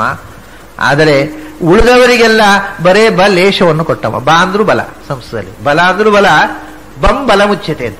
ಬಲೇಶ, ಉಳಿದವರಿಗೆಲ್ಲರಿಗೂ ನಿನ್ನ ಸಾಮರ್ಥ್ಯದ ಒಂದು ಲೇಷವನ್ನು ಕೊಟ್ಟವ. ಬ ಲೇಷ. ನೀನು ಬಲ ಈಶ, ನೀನು ಎಲ್ಲ ಬಲಗಳಿಂದ ಪೂರ್ಣ. ಉಳಿದವರಿಗೆ ಬ ಅಂದ್ರೆ ಬಲದ ಲೇಷವನ್ನು ಕೊಟ್ಟವ. ಅಥವಾ ಬಕಾಮನೆ ಅಂತ ಧಾತು ವೇದದಲ್ಲಿ ನಂತರ. ಬ ಅಂದ್ರೆ ಬಯಕೆ. ನೋಡಿ, ಎಲ್ಲ ಅಬ್ರಿವೇಶನ್, ಬಯಕೆಯ ಅಬ್ರಿವೇಶನ್ ಬ. ಬ ಅಂದ್ರೆ ಬಯಕೆ ಅಂತ ಅರ್ಥ ಸಂಸ್ಕೃತದಲ್ಲಿ. ಬ ಕಾಮನೆ ಅಂತ ಧಾತು. ಅವರವರ ಕಾಮನೆಗಳ ಲೇಷವನ್ನು ಮಾತ್ರ. ಮತ್ತೆ ನಾವು ಬಯಸಿದ್ರಲ್ಲಿ 90% ಆಗುವುದಿಲ್ಲ, 10% ಆಗುವುದು. ಆದ್ರಿಂದ ಬ ಲೇಷ, ಅವರವರ ಬಯಕೆಯ ಲೇಷವನ್ನ, ಯಾಕಂದ್ರೆ ಅವ್ರು ಎಷ್ಟು ಯೋಗ್ಯರೋ ಅಷ್ಟು. ಅವರು ಬಯಸಿದ್ದನ್ನೆಲ್ಲ ಕೊಡುವುದಿಲ್ಲ ನೀನು. ಬಯಸಿದ್ದಲ್ಲಿ ಅವರಿಗೆ ಎಷ್ಟು ಅದನ್ನ ಯೋಗ್ಯತೆ ಇದೆಯೋ ಆ ಲೇಷವನ್ನಷ್ಟೇ ಕೊಡತಕ್ಕವ. ಹೀಗೆ ಶರಣೇಶ, ಕಲೇಶ, ಬಲೇಶ, ಸುಖೇಶ. ಎಲ್ಲರ ಸುಖಕ್ಕೆ ನೀನು ಸ್ವಾಮಿ. ಅಷ್ಟೇ ಅಲ್ಲ, ಸುಖ, ಖಮ್ ಅಂದ್ರೆ ಆಕಾಶ. ಆ ಆಕಾಶಕ್ಕೂ ನೀನು ಒಡೆಯ. ಪೃಥ್ವಿಯ ತೇಜಸ್ಸು, ವಾಯು, ಆಕಾಶ ಅಂತ ಹಿಂದೆ 3 ತ್ರಿವೃತ್ಕರಣ ಹೇಳಿದ್ರು. ಅಷ್ಟೇ ಅಲ್ಲಪ್ಪ, ಆಕಾಶಕ್ಕೂ ನೀನು ಒಡೆಯ ಅಂದ್ರು. ಆಕಾಶಕ್ಕೂ ಒಡೆಯರು ಸುಮಾರು ಜನ, ಖೇಶರು ಸುಮಾರು ಜನ ಇದ್ದಾರೆ. ಖೇಶ ಅಂದ್ರೆ ಗಣಪತಿಯೂ ಖೇಶ, ಅವನ ಆಕಾಶಾಭಿಮಾನಿ. ಗಣಪತಿಯ ತಾಯಿಯೂ ಖೇಶ, ಪಾರ್ವತಿಯೂ ಆಕಾಶಮಾನಿನಿ. ಗಣಪತಿಯ ಅಪ್ಪನೂ ಖೇಶ, ಶಿವನೂ ಆಕಾಶಮಾನಿ. ವಾಯುದೇವರು ಖೇಶ, ಆಕಾಶ ಅವ್ಯಾಕೃತ ಆಕಾಶಮಾನಿನಿ. ಲಕ್ಷ್ಮಿಯೂ ಅವ್ಯಾಕೃತ ಆಕಾಶಮಾನಿನಿ. ಈ ಖೇಶರೆಲ್ಲ ಅವರೆಲ್ಲ ಇದ್ದಾರೆ. ಇಷ್ಟು ಮಂದಿ ಖೇಶ ಇದ್ದಾರೆ. ಅದಕ್ಕೆ ಸುಖೇಶ ಅಂದ್ರು. ಈ ಖೇಶರಿಗೂ ಶ್ರೇಷ್ಠನಾಗಿರತಕ್ಕ, ಪರಮ ಶ್ರೇಷ್ಠನಾಗಿರತಕ್ಕಂಥ ಸ್ವತಂತ್ರನಾದ ಆನಂದಮಯನಾದ ಸುಖೇಶ ನೀನು. ಆಮೇಲೆ ಖಮ್ ಅಂದ್ರೆ ಇಂದ್ರಿಯಗಳು. ಖೇಶ ಎಲ್ಲ ಇಂದ್ರಿಯಗಳಿಗೆ, ಹೃಷಿಕೇಶ ಅದೇ ಅದರ ಅರ್ಥ. ಹೃಷಿಕ ಅಂದ್ರೆ ಇಂದ್ರಿಯ, ಅದಕ್ಕೆ ಈಶ. ಖೇಶ ಅಂತ ಕೊಟ್ಟು ಅದನ್ನೇ ವಿವರಣೆ ಮಾಡುದು. ಖಮ್ ಅಂದ್ರೆ ಇಂದ್ರಿಯ, ಎಲ್ಲ ಇಂದ್ರಿಯಗಳಿಗೂ ನೀನು ಒಡೆಯ. ಇಂದ್ರಿಯಗಳಿಂದ ಸುಖದ ಅನುಭವವನ್ನು ಕೊಡತಕ್ಕಂತೆ ಮಾಡ್ತಕ್ಕ. ಹೀಗೆ ಹೃಷಿಕೇಶ, ಸುಖೇಶ, ಬಲೇಶ, ಶರಣ ಕಲೆ ಬಲೆ, ಶರಣೇಶ ಬಲೆ, ಕಲೇಶ, ಬಲೇಶ, ಸುಖೇಶ. ಹೃಷಿಕೇಶ, ಸುಖೇಶ, ಪರೇಶ ವಿವಂದೇ, ಶರಣೇಶ, ಕಲೇಶ, ಬಲೇಶ, ಸುಖೇಶ. 10 ರೂಪಗಳನ್ನು ನಾವು ನೋಡಿದೆವು. ಇನ್ನು ಪದ್ಮನಾಭ, ದಾಮೋದರ, ಈ ನಾಮಗಳನ್ನು ಎಷ್ಟು ಬಗೆಯಿಂದಲೂ ಚಿಂತನೆ ಮಾಡಬಹುದು. ನಾನು ನಿಮಗೆ ಸ್ವಲ್ಪ ಅದನ್ನು ಹೇಗೆ ಮಾಡ್ಲಿಕ್ಕೆ ಬರುತ್ತೆ, ಸಹಜವಾಗಿ ಹೇಗೆ ಅದನ್ನು ಛೇದ ಮಾಡ್ಲಿಕ್ಕೆ ಬರುತ್ತೆ ಅನ್ನೋದು ಲೇಷ ಮಾತ್ರ. ಅದು ಕೂಡ ಅದು ಹೇಗೆ ಕಲೇಶ, ಬಲೇಶ ಇದ್ದ ಹಾಗೆ ಇದು ಅರ್ಥಲೇಷ. ಆ ಮಂತ್ರದ, ಆ ಸ್ತೋತ್ರದ ಅರ್ಥ, ನಾನು ಕಂಡುಕೊಂಡ ಅರ್ಥದ ಒಂದು ಲೇಷವನ್ನು ನಿಮ್ಮ ಮುಂದೆ ಇಟ್ಟಿದ್ದೇನೆ ಅಷ್ಟೇ. ಶರಣೇಶ, ಕಲೇಶ, ಬಲೇಶ, ಸುಖೇಶ, ಪದ್ಮನಾಭ ಶುಭೋದ್ಭವ ವಂದೇ, ಸಂಭೃತ ಲೋಕ ಭರಾಭರ ಬೂರೇ. ಪದ್ಮನಾಭ ಅಂದರೆ ಪ್ರಸಿದ್ಧವಾದ ಅರ್ಥ ಎಲ್ರಿಗೂ ಅರ್ಥ ಆಗತ್ತೆ. ಲೋಕಾತ್ಮಕವಾದ ಬ್ರಹ್ಮಾಂಡ ರೂಪವಾಗಿರತಕ್ಕಂಥ ಕಮಲವನ್ನು ನಾಭಿಯಲ್ಲಿ ಧರಿಸಿದವ, ಪದ್ಮ ನಾಭಿಯಲ್ಲಿ ಉಳ್ಳವ ಪದ್ಮನಾಭ. ಪದ್ಮಂ ನಾಭೋ ಯಸ್ಯ ಸಹ, ಚಿಕ್ಕ ಮಕ್ಕಳಿಗೂ ಗೊತ್ತಿರುವ ಅರ್ಥ. ಆದರೆ ಇಷ್ಟೇ ಅರ್ಥ ಅಲ್ಲ, ಅದಕ್ಕೆ ತುಂಬಾ ಅರ್ಥಗಳಿದೆ. ಒಂದು 2-3 ಹೊಸ ಅರ್ಥಗಳನ್ನು ಹೇಳ್ತೇನೆ ನಿಮಗೆ. ಪದ್ಮೋ ಬ್ರಹ್ಮ ಸಮುದ್ದಿಷ್ಟ ಪದ್ಮ ಶ್ರೀರಪಿ ಚೋಚ್ಯತೆ ಅಂತ ಆಚಾರ್ಯರು ಭಾಗವತ ತಾತ್ಪರ್ಯದಲ್ಲಿ ಉಲ್ಲೇಖ ಮಾಡಿದ ಒಂದು ಕೋಶ. ಪದ್ಮ ಅಂದ್ರೆ ಚತುರ್ಮುಖ ಬ್ರಹ್ಮ ಅಂತ ಅರ್ಥ, ಕಮಲ ಅಲ್ಲ. ಕಮಲವೂ ಹೌದು, ಅಲ್ಲ ಅಂತಲ್ಲ, ಅದು ಪದ್ಮಂ ಅಂದ್ರೆ ಕಮಲ, ಪದ್ಮಃ ಅಂತಂದ್ರೆ ಬ್ರಹ್ಮ. ಚತುರ್ಮುಖ ಬ್ರಹ್ಮ ಪದ್ಮಃ, ಪದ್ಮಃ ನಾಭೋ ಯಸ್ಯ, ಪದ್ಮಂ ಅಲ್ಲ, ಚತುರ್ಮುಖ ಬ್ರಹ್ಮನೇ ಯಾರು ನಾಭಿಯಲ್ಲಿದ್ದಾನೋ ಅವನು ಪದ್ಮನಾಭ. ಆಮೇಲೆ ಪದ್ಮ ಅಂತಂದ್ರೆ ಏನು ನಿಜವಾಗಿ? ಕಮಲ ಯಾವುದು? ಅಜಸ್ಯ ನಾಭಾ ವಿಧಿಯಸ್ಯ ನಾಭೇ ಅಭೂಚ್ಛ್ರುತೆ ಪುಷ್ಕರಂ ಲೋಕಸಾರಂ. ಅದು ಪದ್ಮ ಅಂದ್ರೆ ಕೋಶ. ಯಾವ ಕೋಶ? ಭುವನ ಕೋಶ, ಬ್ರಹ್ಮಾಂಡವೇ ಪದ್ಮ ಅಂದ್ರೆ. ಹಾಗಾದ್ರೆ ಪದ್ಮ ಅಂದ್ರೆ ಪದ್ಮಾಕಾರವಾಗಿ ಅಭಿವ್ಯಕ್ತವಾಗಿರತಕ್ಕ ಕಮಲದ ಮೊಗ್ಗಿನಂತೆ, ಅದು ಅಂಡದ ಹಾಗೆ ಆಗುವುದು, ಕಮಲದ ಮೊಗ್ಗಿನ ಹಾಗೆ ಇರತಕ್ಕಂಥ ಬ್ರಹ್ಮಾಂಡ. ಅದಕ್ಕೆ ಪದ್ಮಸ್ಯ, ವಿಶ್ವಕ್ಕೆ, ಇಡೀ ಬ್ರಹ್ಮಾಂಡಕ್ಕೆ ನಾಭ. ನಾಭ ಅಂದ್ರೆ ನಾಭಿ, ನಾಭಿರೇವ ನಾಭ. ಅದು ನಾಭಿ ಶಬ್ದವೇ ನಾಭ ಆದದ್ದಲ್ಲ, ಪದ್ಮ ನಾಭಿಯಲ್ಲಿರುವ. ನಾಭಿ ಅಂದ್ರೆ ನಾಭಿರಿತ್ಯಥ ನಾಮಸ್ಯಾತ್ ಹರೇಹೇ ಸರ್ವಾಶ್ರಯೋ ಯತಃ. ಇದು ಆಚಾರ್ಯರೇ ಭಾಗವತ ತಾತ್ಪರ್ಯದಲ್ಲಿ ಹೇಳಿದ ಅರ್ಥ. ನಾಭಿ ಅಂತ ಭಗವಂತನಿಗೆ ಹೆಸರು. ಯಾಕೆ ಅಂದ್ರೆ ನಾಭಿ ಅಂದ್ರೆ ಎಲ್ಲಕ್ಕೂ, ನಾಭಿ ಅಂದ್ರೆ ಆಶ್ರಯ ಅಂತ ಅರ್ಥ. ನಹ ಬಂಧನೆ ಅಂತ, ಎಲ್ಲವೂ ಹೋಗಿ ಸೇರಿಕೊಳ್ಳುವುದು ಅಲ್ಲಿ. ಈ ಚಕ್ರದ ಮಧ್ಯದ ಮರದ ತುಂಡುಂಟಲ್ಲ, ಅದಕ್ಕೆ ಪಟ್ಟಿಗಳನ್ನು ಹಾಕ್ತಾರೆ, ಅದು ಹೊರಗಿಂದ ಪಟ್ಟಿ ಮಾಡ್ತಾರೆ. ಈ ಮರದ ಚಕ್ರ ಹಿಂದೆ ಗಾಡಿಗೆ ಹಾಕುವ ಚಕ್ರಕ್ಕೆ ಮಧ್ಯದ ಒಂದು ಪೀಸ್ ಇದೆ, ಆ ಪೀಸಿನಲ್ಲಿ ಎಲ್ಲ ಆ ಸ್ಪೋಕ್ಸ್ ಅರಗಿಲುಗಳನ್ನು ಹಾಕ್ತಾರೆ. ಆ ಅರಗಿಲುಗಳಿಗೆ ಹೊರಗಿನ ಪಟ್ಟಿಯನ್ನು, ದೊಡ್ಡ ಚಕ್ರ ಆಯಿತು. ಆ ಇಡೀ ದೊಡ್ಡ ಚಕ್ರದ ಹೊರಗಿನ ಸುತ್ತಿನ ಪೀಸು, ಅದನ್ನ ಕಟ್ಟಿ ಹಿಡಿದಂತಹ ಮಧ್ಯದ ಸ್ಪೋಕ್ಸು, ಎಲ್ಲಕ್ಕೂ ಆಶ್ರಯ ಯಾವುದು? ನಾಭಿ. ಅದರಿಂದ ನಾಭಿ ಅಂತ ಅನ್ನೋ ಶಬ್ದಕ್ಕೆ ಅರ್ಥ ಸರ್ವಾಶ್ರಯ ಅಂತ. ಎಲ್ಲವೂ ನಹ್ಯತಿ, ಅಲ್ಲಿ ಬಂದು ಸೇರಿಕೊಂಡು ಅದರಲ್ಲಿ ಅಂಟಿಕೊಂಡಿರುವುದರಿಂದ ನಿಂತಿದೆ ಇಡೀ ಚಕ್ರ. ಆ ಮಧ್ಯದ ಮರ ತುಂಡಾಗಿ ಹೋದರೆ ಇಡೀ ಚಕ್ರ ಮುರಿದು ಬಿಡುತ್ತೆ. ಆದ್ರಿಂದ ನಾಭಿ ಅನ್ನೋದು ಇಡೀ ಚಕ್ರದ ಎಲ್ಲ ಅವಯವಗಳಿಗೂ ಆಶ್ರಯವಾದದ್ದು. ಹಾಗೆಯೇ ಇಡೀ ಜಗತ್ತಿಗೆ ಆಶ್ರಯನಾದ್ರಿಂದ ಭಗವಂತನಿಗೆ ನಾಭಿ ಅಂತ ಹೆಸರು. ಪದ್ಮಸ್ಯ ನಾಭಿ, ಇಡೀ ಬ್ರಹ್ಮಾಂಡಕ್ಕೆ ನಾಭಿ ಆಶ್ರಯನಾದವ ಪದ್ಮನಾಭ.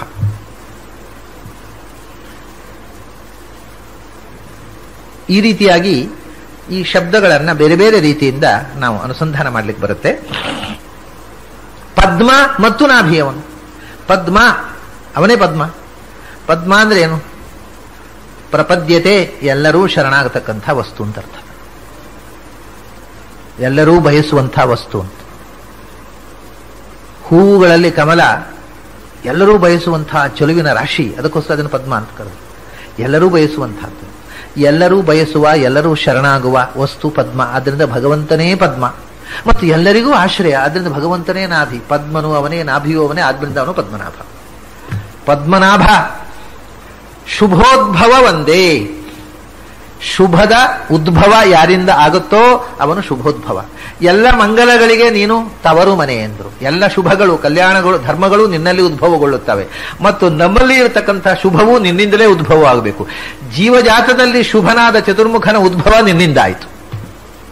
ಹೀಗೆ ಪದ್ಮನಾಭ ಶುಭೋದ್ಭವ ಒಂದೇ. ಸಂಭೃತ ಲೋಕ ಭರಾಭರ ಭೂರೇ.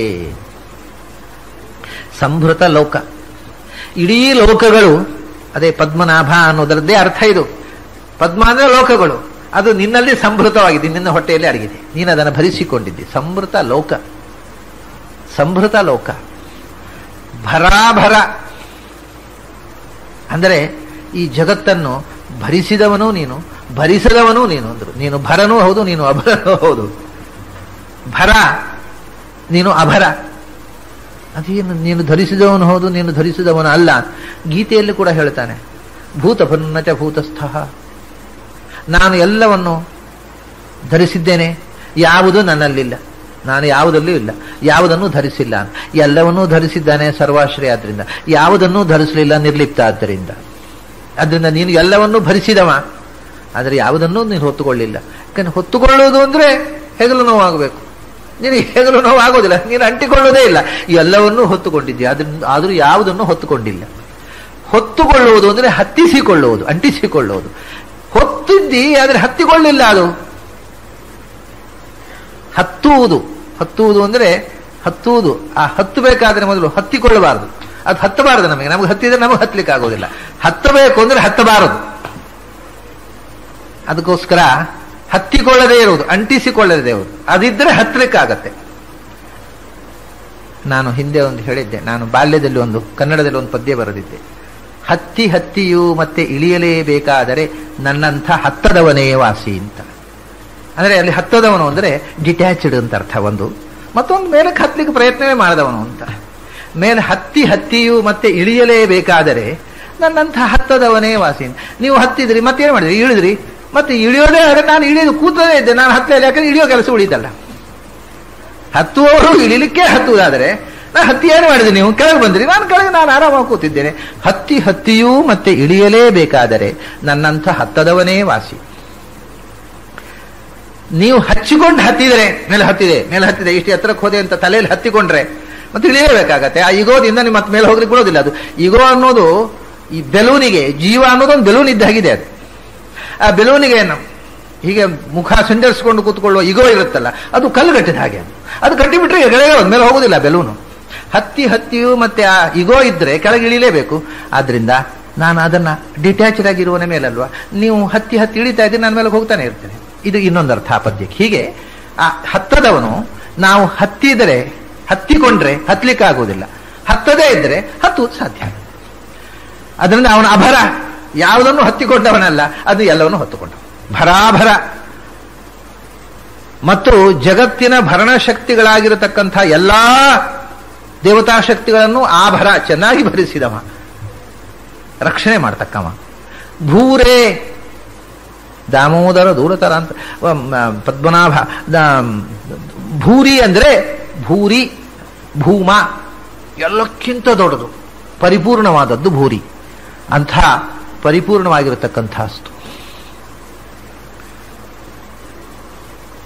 ಹೀಗೆ ಪದ್ಮನಾಭಾಭ ಶುಭೋದ್ಭೋ ಒಂದೇ ಸಂಭೃತ ಲೋಕ ಭರಾಭರ ಭೂರೇ 11 ನಾಮಗಳನ್ನು ನೋಡಿದೆವು. 12ನೇ ನಾಮ ಅಲ್ಲಿ ನಿಲ್ಲಿಸಿದ್ರಾಚಾರ್ಯ. ಮೋದರ ದೂರತರಾಂತರ ಒಂದೇ ದಾರಿ ತಪಾರಕ ಪಾರಪರಸ್ಮಾತ್. ದಾಮೋದರ ಅಂದ್ರೆ ನಮಗೆ ಗೊತ್ತಿರುವಂತಹದ್ದು ಕೃಷ್ಣ ಅವತಾರದ ಕಥೆ. ಹೊಟ್ಟೆಗೆ ಹಗ್ಗವನ್ನು ಕಟ್ಟಿಸಿಕೊಂಡವ ಅಂತ. ಉದರದಲ್ಲಿ ದಾಮ ಅಂದ್ರೆ ಹಗ್ಗ. ದಾಮ ಉದರದಲ್ಲಿ ಉಳ್ಳವ. ಅದು ಯಶೋದೆ ಬೆಣ್ಣೆ ಕದೀಲಿಕ್ಕೆ ಬಂದಾಗ ಹಗ್ಗ ಕಟ್ಟಿ ಹಾಕಿ ಒರಳೆಗೆ ಕಟ್ಟಿತ್ತು. ಆ ಕಟ್ಟಿದಂಥ ಅದನ್ನ ಯಾವುದು ಉಲೂಖಲ ಒರಳೆ ಅವಲಕ್ಕಿ ಕೊಟ್ಟುವ ಜಿಡ್ಡೆಯನ್ನು ಎಳ್ಕೊಂಡು ಹೋದವ, ಅವನು ದಾಮೋದರ ಅಂತ. ಇದು ಕೃಷ್ಣಾವತಾರಕ್ಕೆ ಸಂಬಂಧಪಟ್ಟ ಕಥೆಯಾಯಿತು. ದಾಮೋದರ ಅಂತ ಅನ್ನೋದಕ್ಕೆ ದಮಾದ್ದಾಮೋದರಂ ವಿದುಹು ಅಂತ ಹೇಳ್ತಾರೆ ಮಹಾಭಾರತದಲ್ಲಿ. ಅಂದರೆ ದಾಮ ಅಂದ್ರೆ ಇಡೀ ಜಗತ್ತನ್ನು ದಮನ ಮಾಡತಕ್ಕಂಥವ. ದಮಯತೀತಿ ದಾಮಃ, ಇಡೀ ಜಗತ್ತನ್ನು ನಿಯಂತ್ರಣ ಮಾಡತಕ್ಕಂಥ ಶಕ್ತಿ. ಆಮೇಲೆ ಅವನು ಉದರ ಅಂತ ಭಗವಂತನ ಹೆಸರು. ಉದರಂ ಬ್ರಹ್ಮೇತ್ಯಾರುಣಯ. ಋಷಿಗಳು ಭಗವಂತನ ಉದರ ಅಂತ. ಯಾಕೆಂದ್ರೆ ಉದರ ಅಂದ್ರೆ ಏನು? ಅರ ಅಂದ್ರೆ ದೋಷ, ಗೊತ್ತಿದೆ, ನಾರಾಯಣ ಅನ್ನೋ ಶಬ್ದ ನೋಡಿದ್ದೇವೆ. ಆ ದೋಷಗಳಿಂದ ಉದ್ಗತನಾದವ, ದೋಷ ಇಲ್ಲದವ ಉದರ. ದೋಷ ದೂರನಾದವ, ಸರ್ವಲೋಕಗಳನ್ನು ನಿಯಂತ್ರಣ ಮಾಡತಕ್ಕವ. ಆದ್ದರಿಂದ ದಾಮ ಉದರ, ದಾಮೋದರ. ದಾಮರು ಅಂದ್ರೆ ದಮ ಉಳ್ಳವರು ದಾಮರು. ಇಂದ್ರಿಯ ನಿಗ್ರಹ ಉಳ್ಳಂಥ ಸಾಧಕರು ದಾಮರು. ದಮಕ್ಕೆ ಸಂಬಂಧಪಟ್ಟವರು ದಾಮರು ಅಂದ್ರೆ ದಮ ಉಳ್ಳವರು. ಯಾರು? ದಮನ ಮಾಡಿದವರು. ದಮ ಅಂದ್ರೆ ಏನು? ದಮ ಇಂದ್ರಿಯ ನಿಗ್ರಹ ಅಂತ. ಹಿಂದೆ ಒಂದು ಶಾಮನ ಅಂತ ಹೇಳಿದ್ರು. ಅಲ್ಲಿ ಶಾಮ ಅಂತಂದ್ರೆ ಶಮ ಉಳ್ಳವರು ಶಾಮರು. ಶಮ ಅಂದ್ರೆ ಭಗವಂತನಲ್ಲಿ ನಿಷ್ಠೆ, ಭಗವದ್ಭಕ್ತಿ ಉಳ್ಳವರು. ಶಮ ಅಂದ್ರೆ ಭಗವದ್ಭಕ್ತಿ, ಅದು ಉಳ್ಳವರು ಶಾಮರು. ಅವರನ್ನು ನಯತಿ ಮೋಕ್ಷಕ್ಕೆ ಕೊಂಡೊಯ್ಯುವವನು ಶಾಮನ. ಹಾಗೆ ದಾಮ ಅಂದ್ರೆ ದಮ ಉಳ್ಳವರು. ದಮ ಉಳ್ಳವರು ಯಾರು ಅಂದ್ರೆ ಉದಾಹ ಅಂತ, ಉತ್ಕೃಷ್ಟರಾದ ಜೀವರು. ದಮನಶೀಲರಾದ ಇಂದ್ರಿಯ ನಿಗ್ರಹ ಉಳ್ಳ ಉತ್ಕೃಷ್ಟ ಜೀವರು ದಾಮೋದರು. ಅವರನ್ನು ನಯತಿ ಮೋಕ್ಷಕ್ಕೆ ಕೊಂಡೊಯ್ಯುವವನು, ಅವರನ್ನು ನಿಯಂತ್ರಿಸುವವನು ಅವನಾದ್ದರಿಂದ ಅವನ ರಮಯತಿ ಆನಂದವನ್ನು ಕೊಡುವವ. ದಾಮರಾದ ದಮಶೀಲರಾದ ಜೀವರಿಗೆ ಅಂದ್ರೆ ರಮಣ ಆನಂದವನ್ನು ಕೊಡತಕ್ಕವ, ಮೋಕ್ಷ ಸುಖವನ್ನಿತ್ತು, ಅವನು ದಾಮೋದರ. ದಾಮೋದರ ದೂರತರ ಅಂತರ ಒಂದೇ.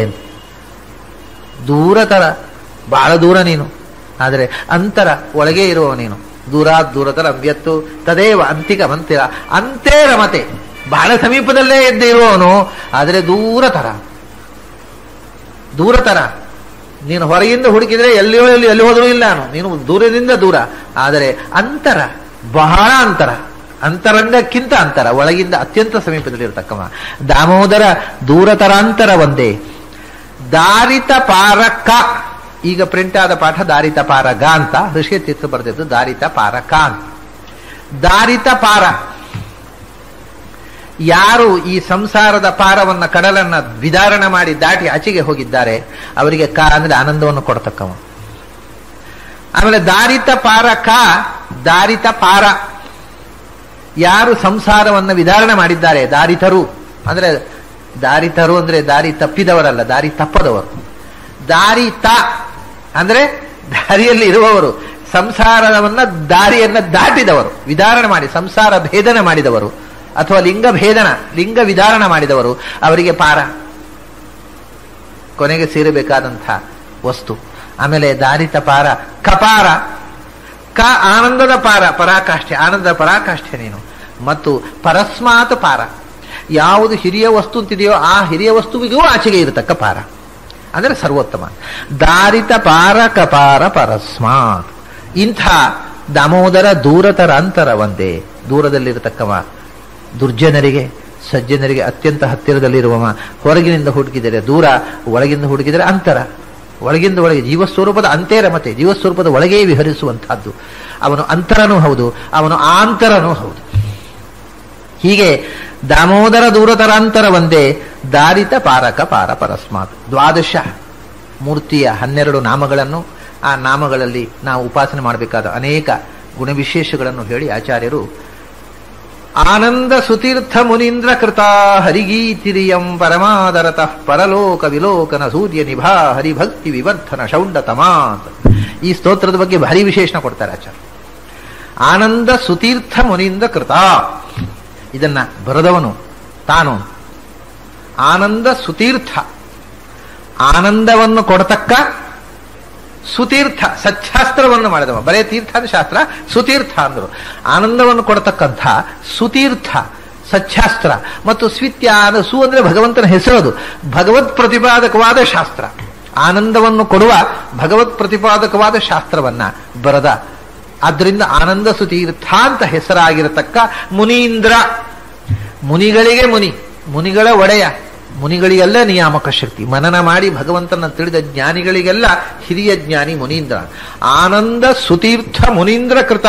ಇದು ಇನ್ಯಾರವರ ಬಗ್ಗೆ ಹೇಳಿದ್ದಲ್ಲ, ಆಚಾರ್ಯರು ಸ್ವತಃ ತನ್ನ ಬಗ್ಗೆ ಹೇಳಿಕೊಂಡದ್ದು. ನಾನು ಆನಂದ ಸುತೀರ್ಥ, ನಾನು ಮುನೀಂದ್ರ. ಜ್ಞಾನಿಗಳಿಗೆಲ್ಲ, ಮನನ ಮಾಡಿದವರಿಗೆಲ್ಲ ಮನನ ಶಕ್ತಿಯನ್ನು ಕೊಟ್ಟ, ಮನನ ಮಾಡುವವ ಮುನಿಗಳಿಗೆಲ್ಲ ಮುನಿ ಒಡೆಯ. ಅದನ್ನ ನೀವು ಸ್ವಲ್ಪ ಮಾಂಡೂಕ ಉಪನಿಷತ್ತಿನ ಕೊನೆಯ ವಾಕ್ಯ ನೋಡಿದ್ರೆ ಈ ಮುನೀಂದ್ರ ಅನ್ನೋದರದ ಅರ್ಥ ನಮಗೆ ಹೆಚ್ಚು ಸ್ಪಷ್ಟವಾಗುತ್ತೆ. ಏನು ಅಂದ್ರೆ ಓಂಕಾರೋ ವಿದಿತೋ ಏನ ಸಮುನಿರ್ನೇತರೋ ಜನಃ ಅಂತ ಮಾಂಡೂಕೋಪನಿಷತ್ತಿನ ಕೊನೆಯ ವಾಕ್ಯ. ಯಾರಿಗೆ ಓಂಕಾರದಿಂದ ಭಗವಂತನನ್ನು ಉಪಾಸನೆ ಮಾಡಿಕೊಂಡು ಭಗವಂತನನ್ನು ಯಾರು ಸಾಕ್ಷಾತ್ಕಾರ ಮಾಡಿಕೊಂಡಿದ್ದಾರೆ ಅವರು ಮುನಿಗಳು. ಆದರೆ ಓಂಕಾರ ವಾಚ್ಯನಾದ ಭಗವಂತನ ಪ್ರಣವದಿಂದ ಭಗವಂತನನ್ನು ಉಪಾಸನೆ ಮಾಡಿ ಆ ಪ್ರಣವ ವಾಚ್ಯನಾದ ಭಗವಂತನ ವಿಶ್ವ ತೈಜಸ ಪ್ರಾಜ್ಞ ತುರಿಯ ಮೋಕ್ಷಪ್ರದವಾದ ರೂಪವನ್ನು ಕೂಡ ಸಾಕ್ಷಾತ್ಕರಿಸಿಕೊಂಡವನು ಮುನಿ ಅಂತ ಅಲ್ಲಿ ಬಂದಂತಹ ಅರ್ಥ. ಆ ಅರ್ಥದಲ್ಲಿ ಇವರು ಮುನೀಂದರು. ಭಗವಂತನ ಮೋಕ್ಷಪ್ರದ ರೂಪವನ್ನು ಉಪಾಸನೆ ಮಾಡಿ ಸಾಕ್ಷಾತ್ಕರಿಸಿಕೊಂಡವರಲ್ಲಿ ಇಂದ್ರ. ಇನ್ನು ಇವರಿಗಿಂತ ಹೆಚ್ಚು ಭಗವಂತನ ರೂಪವನ್ನು ಸಾಕ್ಷಾತ್ಕರಿಸಿಕೊಳ್ಳೋ ಇನ್ನೊಬ್ಬ ಇಲ್ಲ. ಯಾಕಂದ್ರೆ ಇನ್ನು ವಾಯುಪದದಲ್ಲಿ ಇರ್ತಕ್ಕವರು. ಅದರಿಂದ ತಾನು ಮುನೀಂದ್ರ ಅಂತ ಹೇಳಿಕೊಡ್ತಾರೆ.